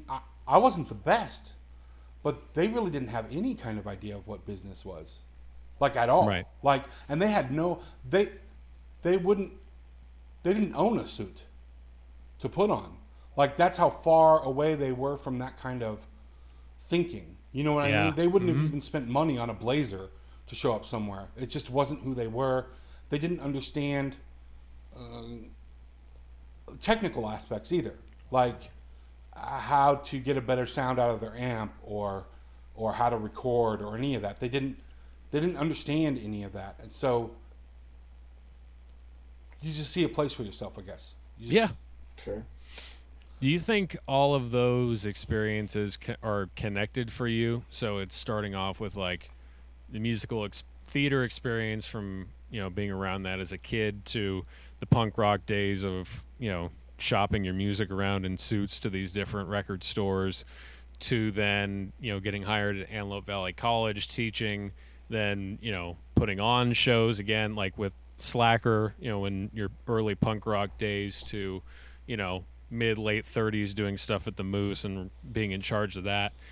And do you think all those experiences are connected, and then you draw upon all those at any given time, or they're kind of there in the back of your head so you don't freak out about things? Because you always seem to have this calmness about you whenever I've worked with you on this stuff. You don't get frazzled by things. I function better in the moment. So, like, I would actually consider, it's funny that you say that because I actually consider myself a very high anxiety person. When I'm alone and there's nothing else going on, I'm freaked out about everything. Oh, wow. I'm like constantly checking on stuff. I'm worried about stuff. Sometimes it leads to, it seriously spins off when I know when I'm really not doing well and I need to sleep more or take better care of my mental health, because it spins off into like paranoia and stuff. About like what's going on, and it's horrible. And I remember I had a kind of breakdown in my late 20s where I just got super paranoid, like crazy, like borderline crazy kind of paranoia, where I'm driving down the street and there's a car following me and they start making all the same turns as me, and so then I just start turning randomly to see if they'll follow me. You know what I mean? Like like that kind of, and that's, I know my mind is constantly buzzing. And I've got this high anxiety thing, right? And music, art is my salvation. It is my way to vent all that stuff and all that energy, because it's all just energy, and it's about where you point it and where you focus it in life. Yeah, you know what absolutely. I mean? So if I sit on that energy too much, it actually damages me. I internalize it, and sometimes my brain, especially if I'm not, like I said, getting enough sleep, I'm not eating right, I'm not taking care of just normal things, it turns into negative energy, and I focus it in the wrong places. So I have to do it. But in the situation, when there's something that's happening and I'm in the middle of something and I'm living in the now, I excel. Yeah, absolutely. Because I don't have time, all that anxiety's gone. I can push it off, and I have something to actually focus on. Yes. So for me, I think that's where that comes from. Is it's actually my release of all this energy that I always have pent up. When I'm in the moment, it allows me to actually utilize it instead of just sitting stagnant and doing nothing.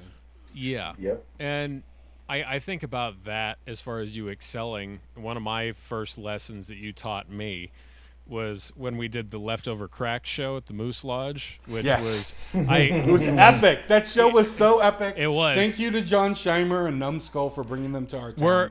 John's going to be amazing. We're recording John next week. He's going to be. He's promoting his new restaurant, and so we were going to have him talk about that. And, yeah. Maybe I'll. Can I do my John impression and you can play it back? Yeah, we'll pull it up. Yes. Yes. Yeah. Good. Yeah. Hey, dude, what's up, dude? Hey, I'm starting this restaurant, man. It's gonna be great. Yeah, it's for vegans. I'm starting the Fatty Vegan, and it's gonna be great. Yeah, it's gonna be great. Yeah, I love John. I love you, John. Oh, I do too. I hope you're doing well. If you're listening to this, if you ever hear this, John, you are amazing person, and I wish you nothing but success with your restaurant. I'm definitely gonna come out there and eat at it as soon as I can. Yeah, same. But yeah, we were throwing a show at the Moose. This was 2013, and this was like summer, I think. But it was 2013. I remember because I started doing sound. It was Black Friday 2012, because that was the first year that you had started doing shows there. Came in at the end of that, and then like spring, summer that following year, was the first huge show I had worked there that was not just a list of local bands, and it was Numbskull throwing Leftover Crack show with Rats in the Wall opening. And that was insane because we hadn't gotten the large subwoofers. We had basically 2 PA speakers on each side that were like 2 15-inch carvins with like little 8-inch horns on the other side. Eventually, we had 2 subs that laid on the floor. You put the PA speakers on those, and you could get them above the audience. So if you were in the back of the room, you could hear it. We had not gotten to that point yet. So there were 300 kids in this room, which was we were packed and had to turn people away. Speakers are on the floor. Bands and audiences yelling at me, beard up and ready to see liquored up, ready Sounded to see all Leftover muddy Crack. because bodies were in the way of the speakers. Right? Yeah, and it sounded like Charlie Brown's teacher in the back of the room, like, and everybody's like, I can't hear it. And then me and my buddy who were doing sound were just like, oh my God, like what's going on? Yeah, we got to fix this. And then the people started moshing, and in this old, main hall room of this Moose Lodge, there were icicle lights on the ceiling. Yeah. And because that was like the dinner lighting ambiance, was like, hey, we'll put icicle lights up. Yeah. And so Dude, I haven't heard you do that old person impression in so long. I love it. I love it. You used to do it all the time. Like that is your typical Moose Lodge member impression. And it's so accurate. Yeah. Yeah. That's exactly what it is. Well, who are all these kids in the parking lot? And then you gotta you shake a little bit, and you have the look of horror permanently on your face. So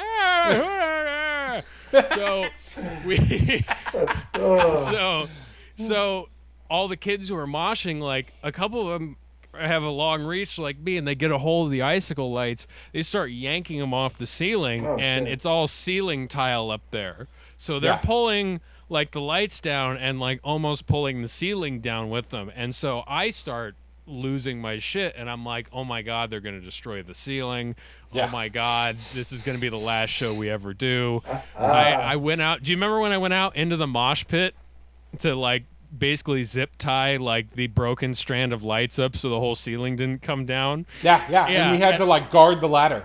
Yeah, because you were like, go out there with a step ladder and just zip tie it. I'm like, if someone provides a human shield for me, sure. Right. Yeah. Because I was like thin as a rail and like had no muscle mass. So it's like, anybody could have knocked me over. But I remember I was freaking out because I was like, there was like a lot of people there and like it was crazy. And then, was worried about things getting broken. And you basically sat me down and was like, hey, it's like, if anything here gets broken, we can most likely fix it and replace it.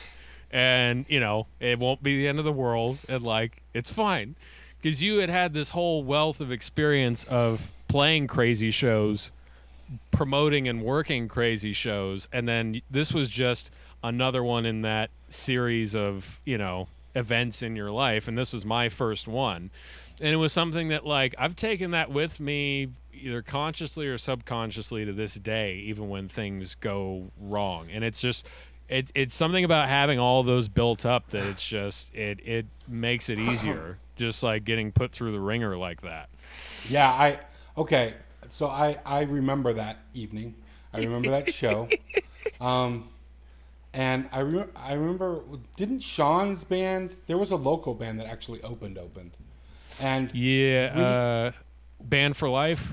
Yeah, maybe it was Band for Life got back together around that time for that show. I think you're right. Because they knew it was going to be such a big show, they wanted to play it. Yeah.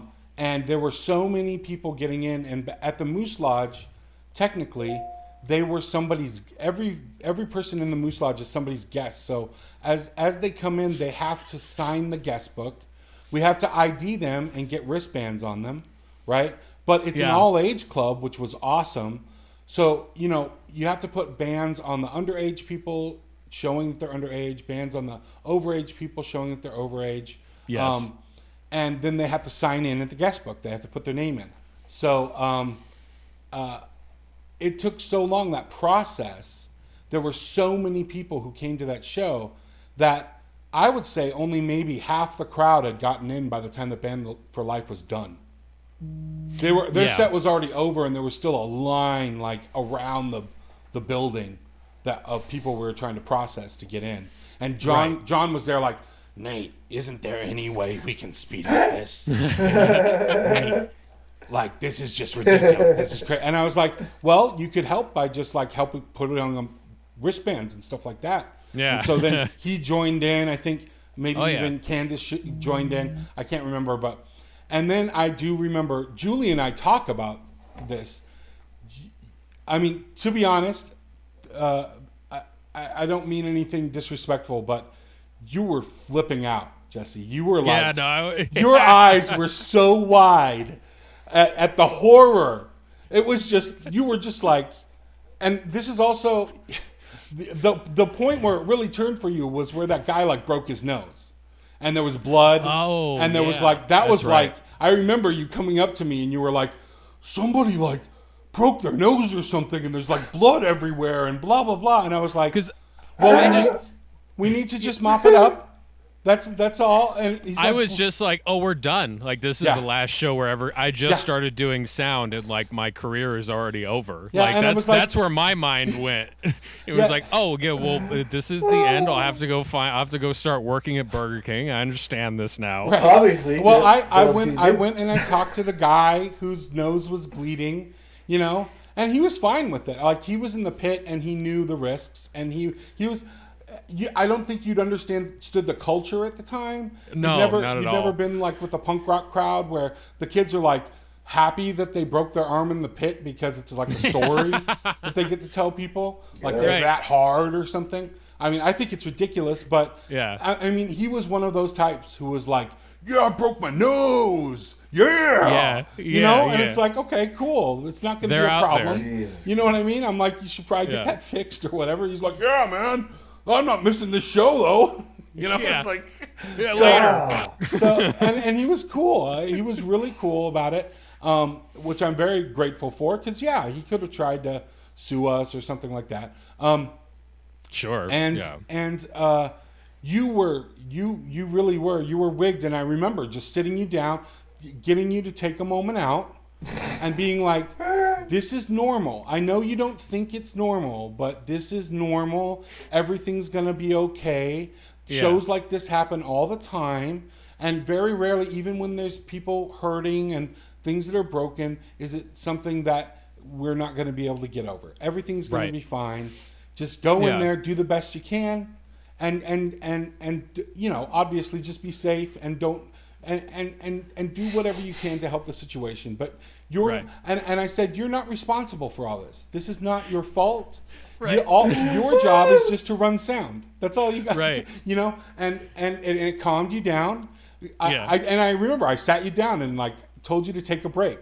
Just like chill. I was in the area where the pool tables were, and there wasn't a light on, and you were like, just give it a minute. So you literally, it was like a timeout. It was like, it's not your fault. Be okay. Just like, sit down for a second. You're gonna be okay. I felt like I was dealing with like a trauma patient or something. The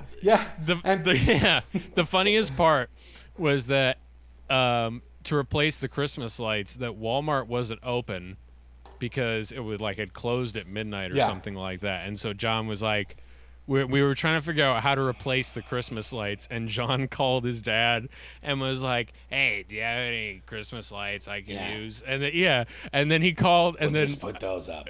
Yeah, and so we replaced the icicle lights. And then his dad was, and I thanked his dad or something like that. I think I was like, hey, thanks for letting us use these. Oh, are you kidding me? I get these out of the garage and I don't have to put them up now. And he was like all excited to like, I get these out of my house. So I was just like, oh yeah, everything got fixed. There were no real, I don't think a lot of the old timers at the lodge even noticed that the lights had changed. No, I didn't hear anything about it. Yeah. And no, but that night was like trial by fire for you. And, and I completely respected how the thing is you didn't quit and you got back in the ring. You know what I mean? Like, I think there's a lot of people who would have been like, oh my God, this is insane. I'm leaving. Like, I can't handle this. And you were like, oh my God, this is insane. Okay, I'll get back in there. And you did. And I was like, Jesse's on this. And that's what I told Julie, my wife. I was like, he's good. he's going to do this. He's going to be okay. You know, well, thank you. Because she was worried. She was like, man, Jesse's really like freaking out. Is he going to be okay? And I was like, yeah. He's going to pull through. It was, yeah. No, I appreciate you saying that. And that was, and even like I would say up until a couple of years ago, that was something that it was like that's like it took me a few years to really get that, because you think you've hit that point where it's like you're chill and you're zen, and then you get faced with a new situation that you have not dealt with, or there's more on your shoulders, or you're at more of a higher level thing, and so there's like more pressure on like you need to pull this off. So give me an example of one of your more recent escapades. Oh God. Man, I am so sorry for you that Lita Ford thing didn't work out this year. Oh yeah. Sucks. Dude, I was like, oh my God, Jesse is going to get to tour. This is so awesome. He totally deserves this. This is what it's all been leading up to. And then COVID. And it's like, oh dude, man. I was up in a couple weeks out from when we were supposed to leave. I was getting, I got a call from the manager, and they were like, "Hey, we're gonna stock the fridge on the bus. It's like, what do you like to have?" And I was like, "What is my life like? This is what do I like? People are I asking barely me what I want to drink." Well, yeah, it's like normally I would get like a sandwich tray in a green room if you're lucky, and that's fine, and hopefully there's condiments and the bread's not stale, and I'm like, great, and like, yeah, but it's something to where like hopefully it'll get rescheduled for into this year, or sometime. And you're still on, right? They're not dropping you. Oh no, it's Good. one of those things that it's like I'm in good with that camp, and I like Lita likes me, thankfully, and like I like her. She's great to work with, and is there something going on there? You want to tell us about that? They've been fucking, Nate. Yeah. You heard it here first on Sonic City Castle. Jesus Christ. But do you guys send each other Valentines? February's coming up, man. That's Jesse's style. we haven't sent each other Valentines. Okay. No, it's one of those things that like I did take it, and not to like turn it into a downer moment or anything, but like I felt like leading up, like from doing those shows at the Moose to like getting to do some of the tech gigs and going out there and playing shows and like having my own band and getting to do this opportunity with going out there and like sort of doing the teching thing on the road, not for Lita, but it would have been basically kind of doing band stuff and like being, basically would have been setting up drum stuff, and it would have been kind of helper, because it would have been situations where we were opening and like having to do quick changeovers and stuff. And I felt like I'd been like training for that, my whole life with, I say whole life, it's not like, it's like 8 years ago, but training, like doing those things where it's like somebody comes up to you at a Moose Lodge and they want you to hook up their stuff, and they've got, instrument cable that has no covering on it, and it's got the two wires barely hanging onto the jack, and you're like, "Hey, is this going to be fine?" And they're like, "Oh yeah, it'll be fine." And you're like, "Okay." Or somebody brings a boombox, like an old boombox with a direct out on it, and goes, "Hey, this is our playback." Yeah. That was the Alpine Village, I think the band was, or I think that was the name of the band. It was a 2-piece band. Keys, old weird Casio keyboard, a vocalist, and a boombox for their playback, and they were like, "Hey, this is what we use for our tracks." And I'm like, "I've never mixed a fucking boombox before. Let's see how this sounds."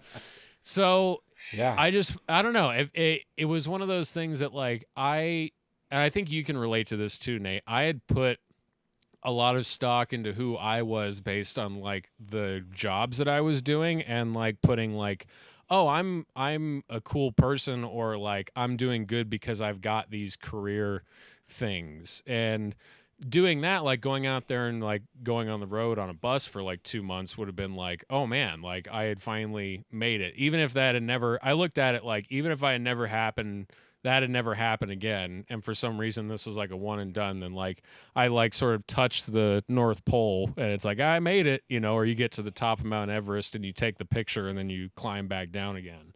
So it's been a weird thing over this past year getting used to that, or kind of accepting that, because for the first few months it was kind of just a weird like, oh man, like not wanting to think about it or deal with it. But I'm really in a way better place now, and like I've gained a lot of perspective from that. Of like, as much as I'm passionate about working in music and playing music, I need to make that, like, even if it's my main focus, I need to separate that from like who I am, because it dawned on me, like, if something goes wrong and everything goes to shit like it did, you can't have your whole self wrapped up in like what you do, because otherwise then you go with the thing that fell through. And normally if like an opportunity came to an end, there would be a chance to look for another opportunity. But when all the opportunities get shifted and go away at once, it's like I was just left with like, oh, I have like zero motivation to like practice or do anything towards my career at the moment. And I was just kind of like floating for a few months of like, it's like, oh, I need to play this thing. It's like, or I need to practice or work on this part. I'll get to it. I should do some writing. I'll get to that. And like just not wanting to like be in that whole world. But it's, it is something to where like now it's like I feel, and this wasn't really related to your point, but I don't know. It was a really good lesson to learn just for like going through that and going like, hey, you need to kind of separate yourself from this thing. And I feel like that's happened to maybe situations where you've been in, where you're so tied into your passion and what you're working on that like if that goes south, then sometimes that just, has more of an effect on you than you realize. I think definitely, like, I realized that fairly early in my life, like in my 20s somewhere, that what you do isn't who you are. And that once again, and by doing that, it makes you less afraid of failure. Because it's like, I'll try this project doesn't work. That's fine. It's not me. Do you see what I'm saying? That's not me. Just because that failed. Like, yeah, sure, I have something to reflect on now. That was a failure that I was involved with, and I'm going to find a way to do it better next time. But that is not me. Like, I have not failed. My systems are still functioning. I am still me, right? That's not me. And what you do is not who you are. What you do for a living or whatever. Your career is not you. So I think that's a wise way to look at things. I think that's a good way to look at things. I really feel, and maybe Dave Dave's not here. will know what I'm talking about. I feel like this jump for you doing this tour leader for, and there's no doubt in my mind that you're going to succeed and you're going to be great. I have no, Thanks, man. I mean, it's going to go great for you. And this is I think a real turning point for you in your life. I think it's going to change things for you, and it's going to change things for you. The reason why I feel that way is, remember when Chris Constable got to go on tour with Magic Band? Yeah. I feel like that was a huge turning point in our. Chris Constable played guitar in Dead Rats. We've mentioned him a few times in this, but he got to go on tour with the Magic Band. The Magic Band is the band related to Captain Beefheart. Yeah. Captain Beefheart's and the Magic Band. Yeah, his backing band minus Beefheart. Right. So they went on tour in Europe, and he got to be the sound engineer. And I think it changed his life forever in a positive way. And I feel like this thing's going to do the same for you. So I'm really proud of you. I think you're going to do great, and I only see great things in your future. Oh, thank you, man.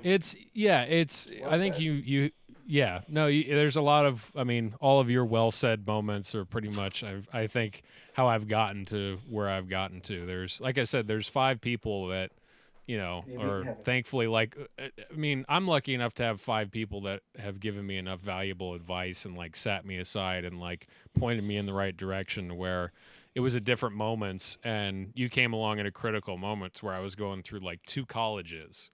I was going through the classes I was taking at school, and then you were sort of the real life college of like, real scenarios you have to deal with, and then you have to figure out how to work through those. And it was as much as that environment could be sort of a crazy environment in the sense of like, somebody gets their nose broken, and there's like, are they going to pull the ceiling down? It was like, it was a relatively safe environment to just learn how to, get things done and like learn how to. Right. And that's what I wanted it to be. Yeah. I did it for the students. I did all of that Moose Lodge stuff, not only for the musician students, but we had students bartending. We had students who were officers. We had students who were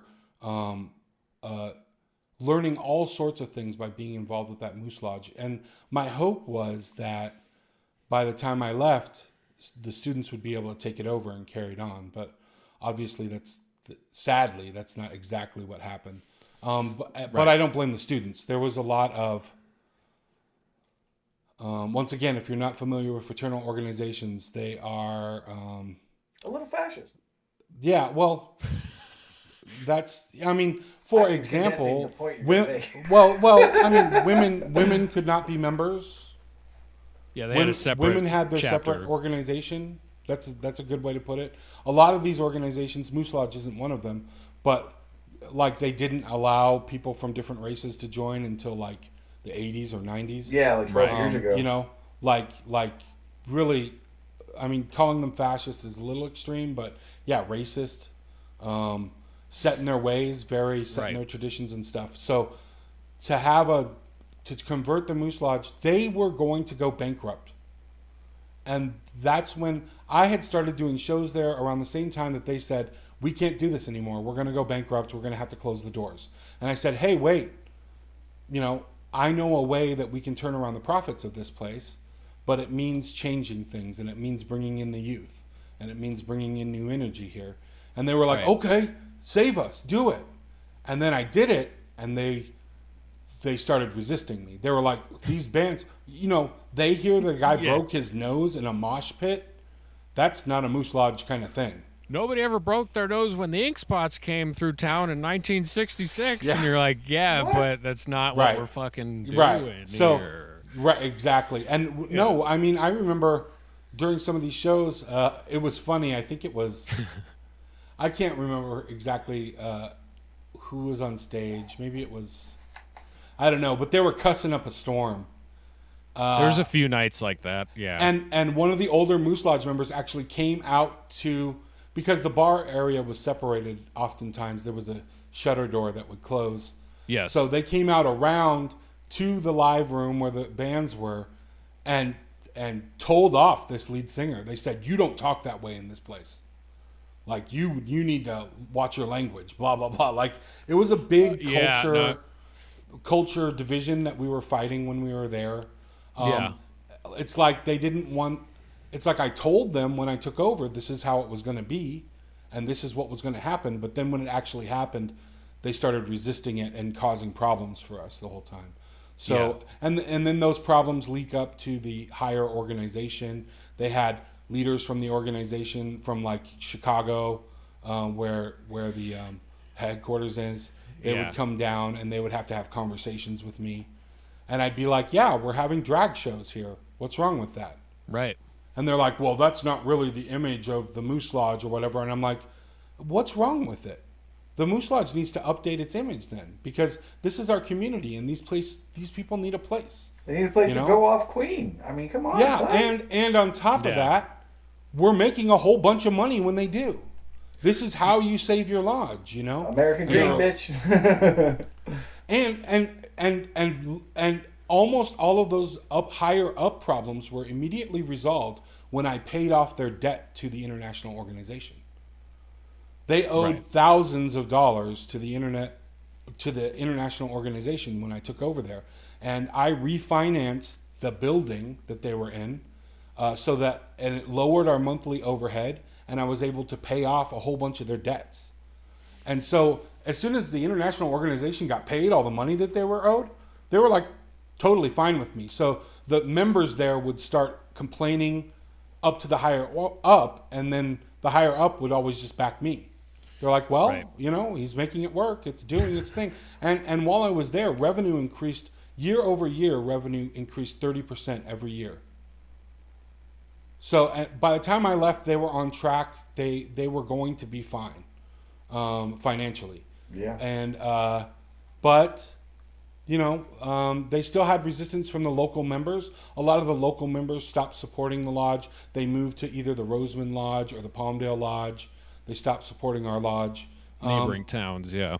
Yeah, which, to be honest, they didn't offer that much revenue anyway. So from a business perspective, I didn't mind that they'd left. But what they would do is talk a lot of smack. Because that's, once again, going back to, you have all these older folks who are retired and they have nothing better to do than sit around and complain, come up with social. They made up stories about me. I went and visited the Palmdale Lodge one night with Lance Brown.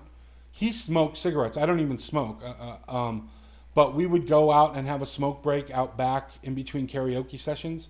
And then later in the week, some of the older members came up to me and said, there's a rumor going around that you were going out back of the Palmdale Lodge and smoking drugs. Yeah. And stuff like that. Like, they just come up with stuff like rumor mill, like constant, like hen house kind of rumor mill. All these old people just sitting around with nothing better to do, making up stuff. And I told those people, I said, who told you that rumor? Because I'd like to know, because I'm going to sue them, because it's slanderous. That's I wasn't doing that. That is such a you response. Yeah. I was like, it's not true, and it may affect my future job opportunities. So it's detrimental to my reputation. So I think I have a case for this to be slander. So I'd like to know who it was, and that's the last I heard about that rumor. They wouldn't tell me who was spreading it. So Fleetwood Mac, as I understand. Right. And that's not the only time that happened. People would make up stuff like that, really like underhanded lies to try to undermine what we were doing at the lodge. And like, for example, there was one member who was very supportive of me when I first came in there. Him and his wife were super supportive. We had lunch with them on several occasions and stuff. They were like, I think they just didn't like the people in charge before, so they were really happy we were taking over. But then they wanted special things. They wanted to be treated like they were special, and I wouldn't do it. I treated them everybody the same and stuff. I'm not going to give them special privileges and stuff. So they got angry with me, and he ended up writing a Yelp review of the Moose Lodge that was completely homophobic, completely like slanderous, or libel, I guess at that point if you're putting it in writing. So yeah. I wrote Yelp and I said, I complained about the review and I said, this review is obviously homophobic and blah blah and insulting, blah blah blah, and they took it down. They agreed with me. Right. I mean, these are the types of people we were dealing with. We're homophobes, racists, old school, traditional kind of white folk for the most part, and not to say they were all that way, but I would say there were most of them were that. Well, and when I say most, I mean like over 50%. I'm not saying 90%. I'm saying over half of them were very traditional kind of white folk. If that That's why you're one of my favorite cats of all time, because you keep it so fucking real. Right. Well, and to rein it into to rein it into what we were talking about earlier. It's it goes back to that thing about you going into a place wearing a suit and going, hey, this is our label, these are the bands. People take you more seriously. And it was interesting to see people who have a problem and just whatever it is, and they go, we want this fixed. Like, and for them it was like, our club is going under, our organization is going under, we need to bring younger people in here. And then just by the nature of like, this is the stuff that we want and the stuff that we're interested in, and it's going to be loud music with mosh pits if it calls for it, and drag shows and whatever else like that, and that's what we're interested in. And then they go, well, no, that's not right. And it's, well, these are normal people, but they just don't look like you, and they don't talk like you, and they don't act like you, but they're loyal. And that's why they like these things, because they belong to a community. And you could help incorporate these things into your community. And maybe if you had opened a dialogue, you could try to, introduce these things more. And really the story of, I think, what happened as far as like, at least from the time that we were there, not before we both left, and trying to get shows done and do all that, I think is really the story of like trying to get anything done in independent music. And not independent music like, you can, you have a small manager or booking agent, or, there's different levels of independent music, but like at the bottom, you're just trying to, get something done and have a community, like a local scene. Well, yeah, I mean, and we kind of were in a hostile environment, Yeah, you and know, how I and on top of all the internal stuff from the Moose Lodge, we also had external stuff like the owner of that other venue got really slanderous and really like the owner of the other venue actually wrote the international organization with the list of band names and that we were having like um, who was the really ACDC. ACXDC, yeah. Yeah, Antichrist Demon Corps, Yeah. right? Uh, Yeah. he wrote the international organization. He's like, these are the types of bands that are playing. The same bands that he was booking at his place. Same bands. But he wrote the international organization saying, these bands are like not healthy for the community and they're bad people and stuff like that. And then I just took his letter. Luckily, the email was sent to the administrator at the time. This is before I was the administrator. The letter was sent to him. He printed out the email because that's how those folks are. So he printed it out on paper to show me instead of just forwarding me the email. He printed it out on paper and he showed me it. So I took a photo of it with my phone and I uploaded it to Facebook. Right. And the response was like more than any other post I've ever made on any kind of social media. The community was like, "What did he just say about us?" Right. You know what I mean? And Yeah. no, and I was like, "This is the dude. This is the guy my students were complaining about, and they weren't lying." Right. You know and what I mean? Yeah, I think about the moments we went through like that, where this is the situation you're in, you're dealing with these people. So it's either other venue owners, other promoters, anything like that. And I think about how many people across the country in their town are trying to do the same thing and they're dealing with a similar situation. Just some obstacles or forces that just get in the way. And it's just like, all we're trying to do is literally have a place where people can do their thing and just express themselves, because there's nowhere else to do it at the moment. And I wonder how many places are like that out there. How many places are people trying to get something going and people are literally stopping them, saying, no, you can't. And this is something I wanted to ask you, which was kind of my, I guess, main question in kind of winding down towards the end of this. You with all the experience you have with working for different production companies, you know, trying to put on shows, putting on your own shows, all the stuff that we've talked about. What do you and now with, you know, with COVID and people talking about the future of live music, I think it's I don't think live music's going anywhere, so getting that out of the way. But on a local DIY level, when bands are either trying to put on their own shows or people are looking to put on shows because no one else is, what do you think is going to keep that going? I'm really curious to see what you think about that. I don't know. I'm really worried because, like, for example, there was a lull in our scene out here. I hate using that word, but in our community out here, there was a lull in places to play and things like that. That's why my students had come to me before all the Moose Lodge stuff, and that's why I got involved with the Moose Lodge stuff. And I feel like and maybe I'm just out of touch. Yeah. I don't think I am, to be honest, but what I'm hearing right now is we've come down to that again. There are I know Jaime Contreras from Sucker Punch Productions. Yeah. Right. He's still out there and he's doing good things for the community. I love that guy. Amazing. Shout out to Sucker Punch. Shout out to Jaime. Great person. Still putting on shows at that. What is it? A VFW? Yep. American Legion. Oh, American Legion. Yeah, sorry. American Legion out on J and what is that? 20. Yeah. 30th. Wherever that is. He's still doing shows out there. He's also been working with that great new venue. What's the name of it on Lancaster Boulevard? That Crush Groove place. Cold Crush. Yeah, Cold Crush. I'm sorry, Yeah. Cold Crush. Oh, I was thinking of a different hip hop reference. Okay, so yeah, Cold Crush, amazing place. I've only been there 2 or 3 times, but I've had fun every time I've been there.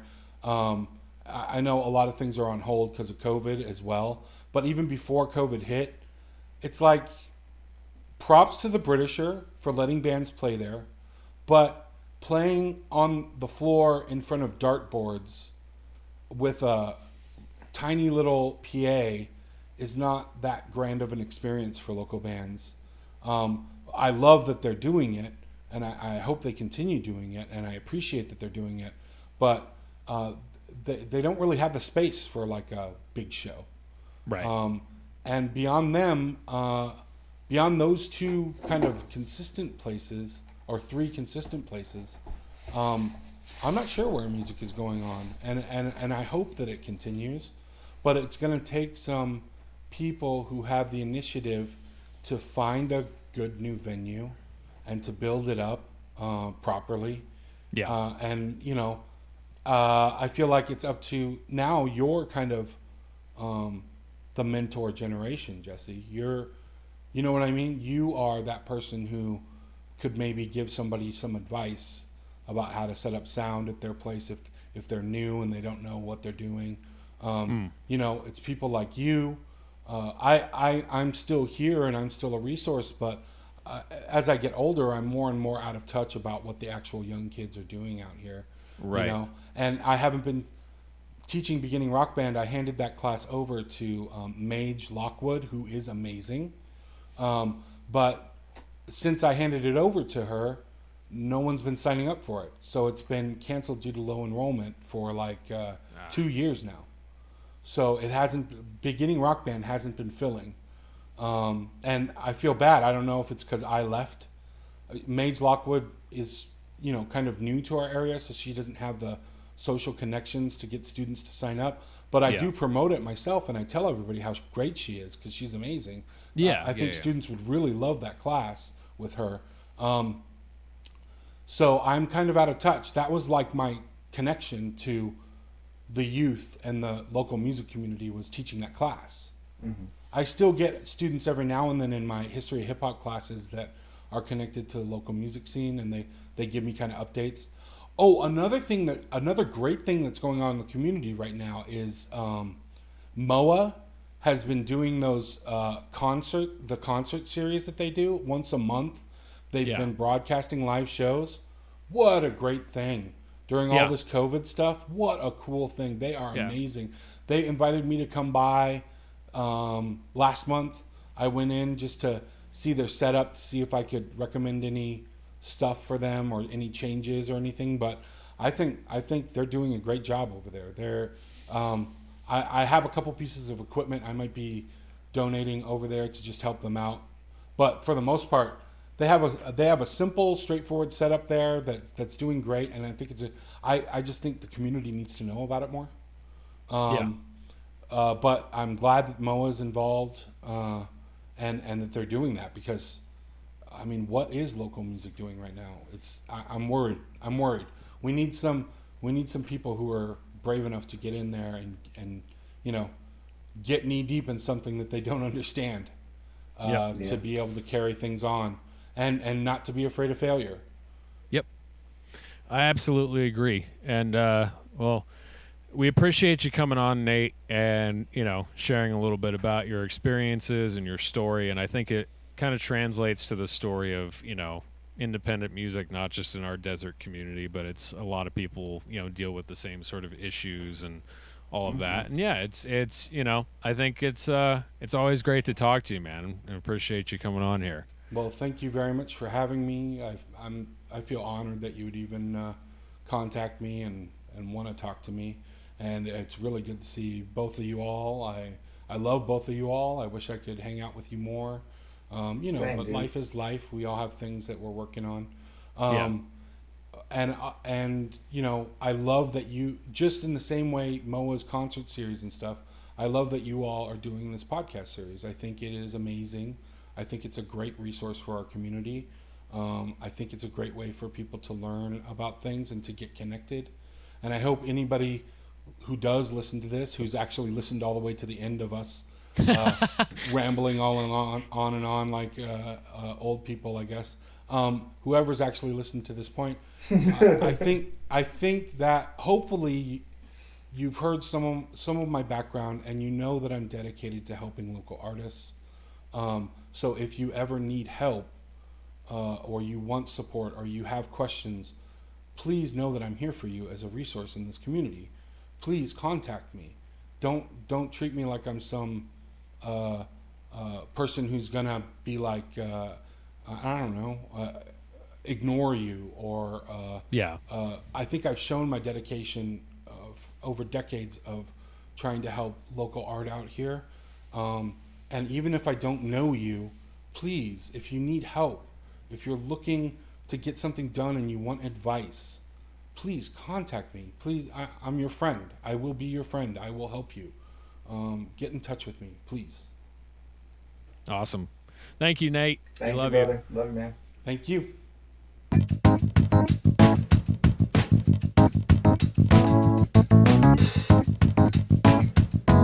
Boom, boom, boom, boom.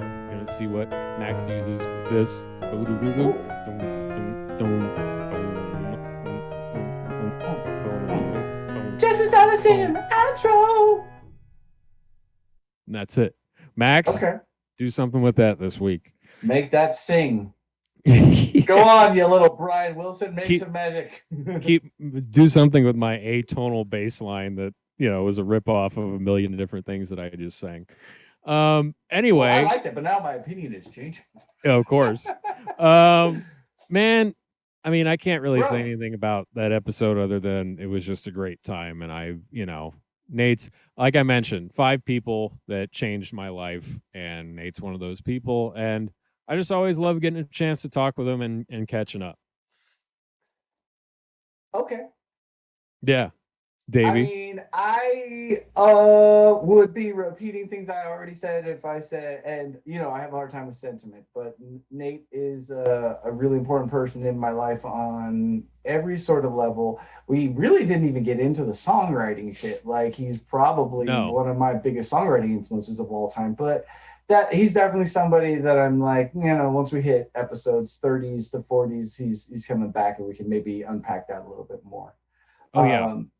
But it was all about, we had to really address like the really crucial thing he does, which is like he's been captain of the scene since I got in it, and since before that. So what now, 25 years of making local music happen in a place that's, like, for one, they desperately needed it.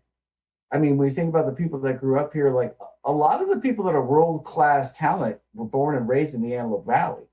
Yeah. I mean, you could pull way back. We all know Zappa was here, but fucking Judy Garland's from here. But she had to move away because there wasn't anything to support her burgeoning talent. Luckily, we live near the fucking industry, and that's what we all have in the back of our mind. But Nate was always like, you know what? They never give us, like he mentioned in the episode, they never give us our fucking shine. And it's like, so he went in there dressed like a suit. We never looked punk enough as a punk band, as fucking punk as we were, and we played too good for some punk crowds. So he said, let's double down on that and dress as Bible salesmen. And me, as like, the total like wannabe Lenny Bruce reactionary in life, I'm like, I followed that drum as long as he was beating it. And it was great to just kind of have all of that memory of all of that experience wash back over me. Yeah. So yeah. Yeah. It's as the great Faith No More once said. Yes. As the great Faith No More once said, it's a dirty job, but somebody has to do it. And I'm glad that Nate was the person doing it, and was the person that, was cool enough to take me under their wing and, show me the ropes, so to speak. And it's stuff I still use, stuff that he's taught me to this day, whether it's conscious or subconscious, it's in there, and, it's a part of who I am. So great getting to talk to him today, and I'm glad that you, the listener, got to hear a little bit of his story and a little bit of where he was coming from. And maybe you could take a piece of that to your music scene wherever you're at. Take a piece and shove it into a corresponding hole where it fits. Yeah, oh, my. You didn't think I was going to do that. No, I never think you're going to do a lot of things. Speaking of never thinking anybody's going to do anything. I like that. I didn't think that anybody would be listening to this podcast, but yet here you are, the podcast listener, the citizen. We appreciate you so much. He's really into you. I think you're cool. This could develop into something. Right now, I feel like, audience, you're Paul Rust, and I'm Gillian Jacobs. Like, come on, this is a mismatch. But you hope for them to work out. You do. Yeah. Because it's like, you're not the best looking guy. You're a little short, but you got a heart of gold. And I'm fine as hell. I have a checkered past. I've been around the block. I have a bad reputation. So we meet in the middle, audience. What am I talking about? I don't know. I don't understand those references either. So I'm leaving you in the corner. Oh, well, go watch Love on Netflix, starring Paul Rudd and Billy Jacobs. Go watch Love. Go leave a comment. Go subscribe. Tell your friends. Give us a share if you like it. Yeah. It's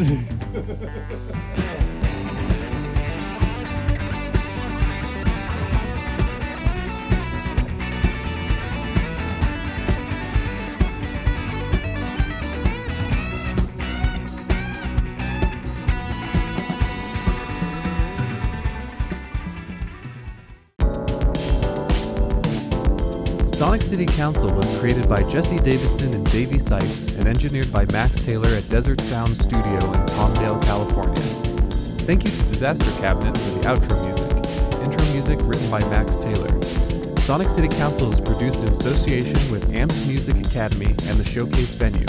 For more information, visit theshowcasevenue.com.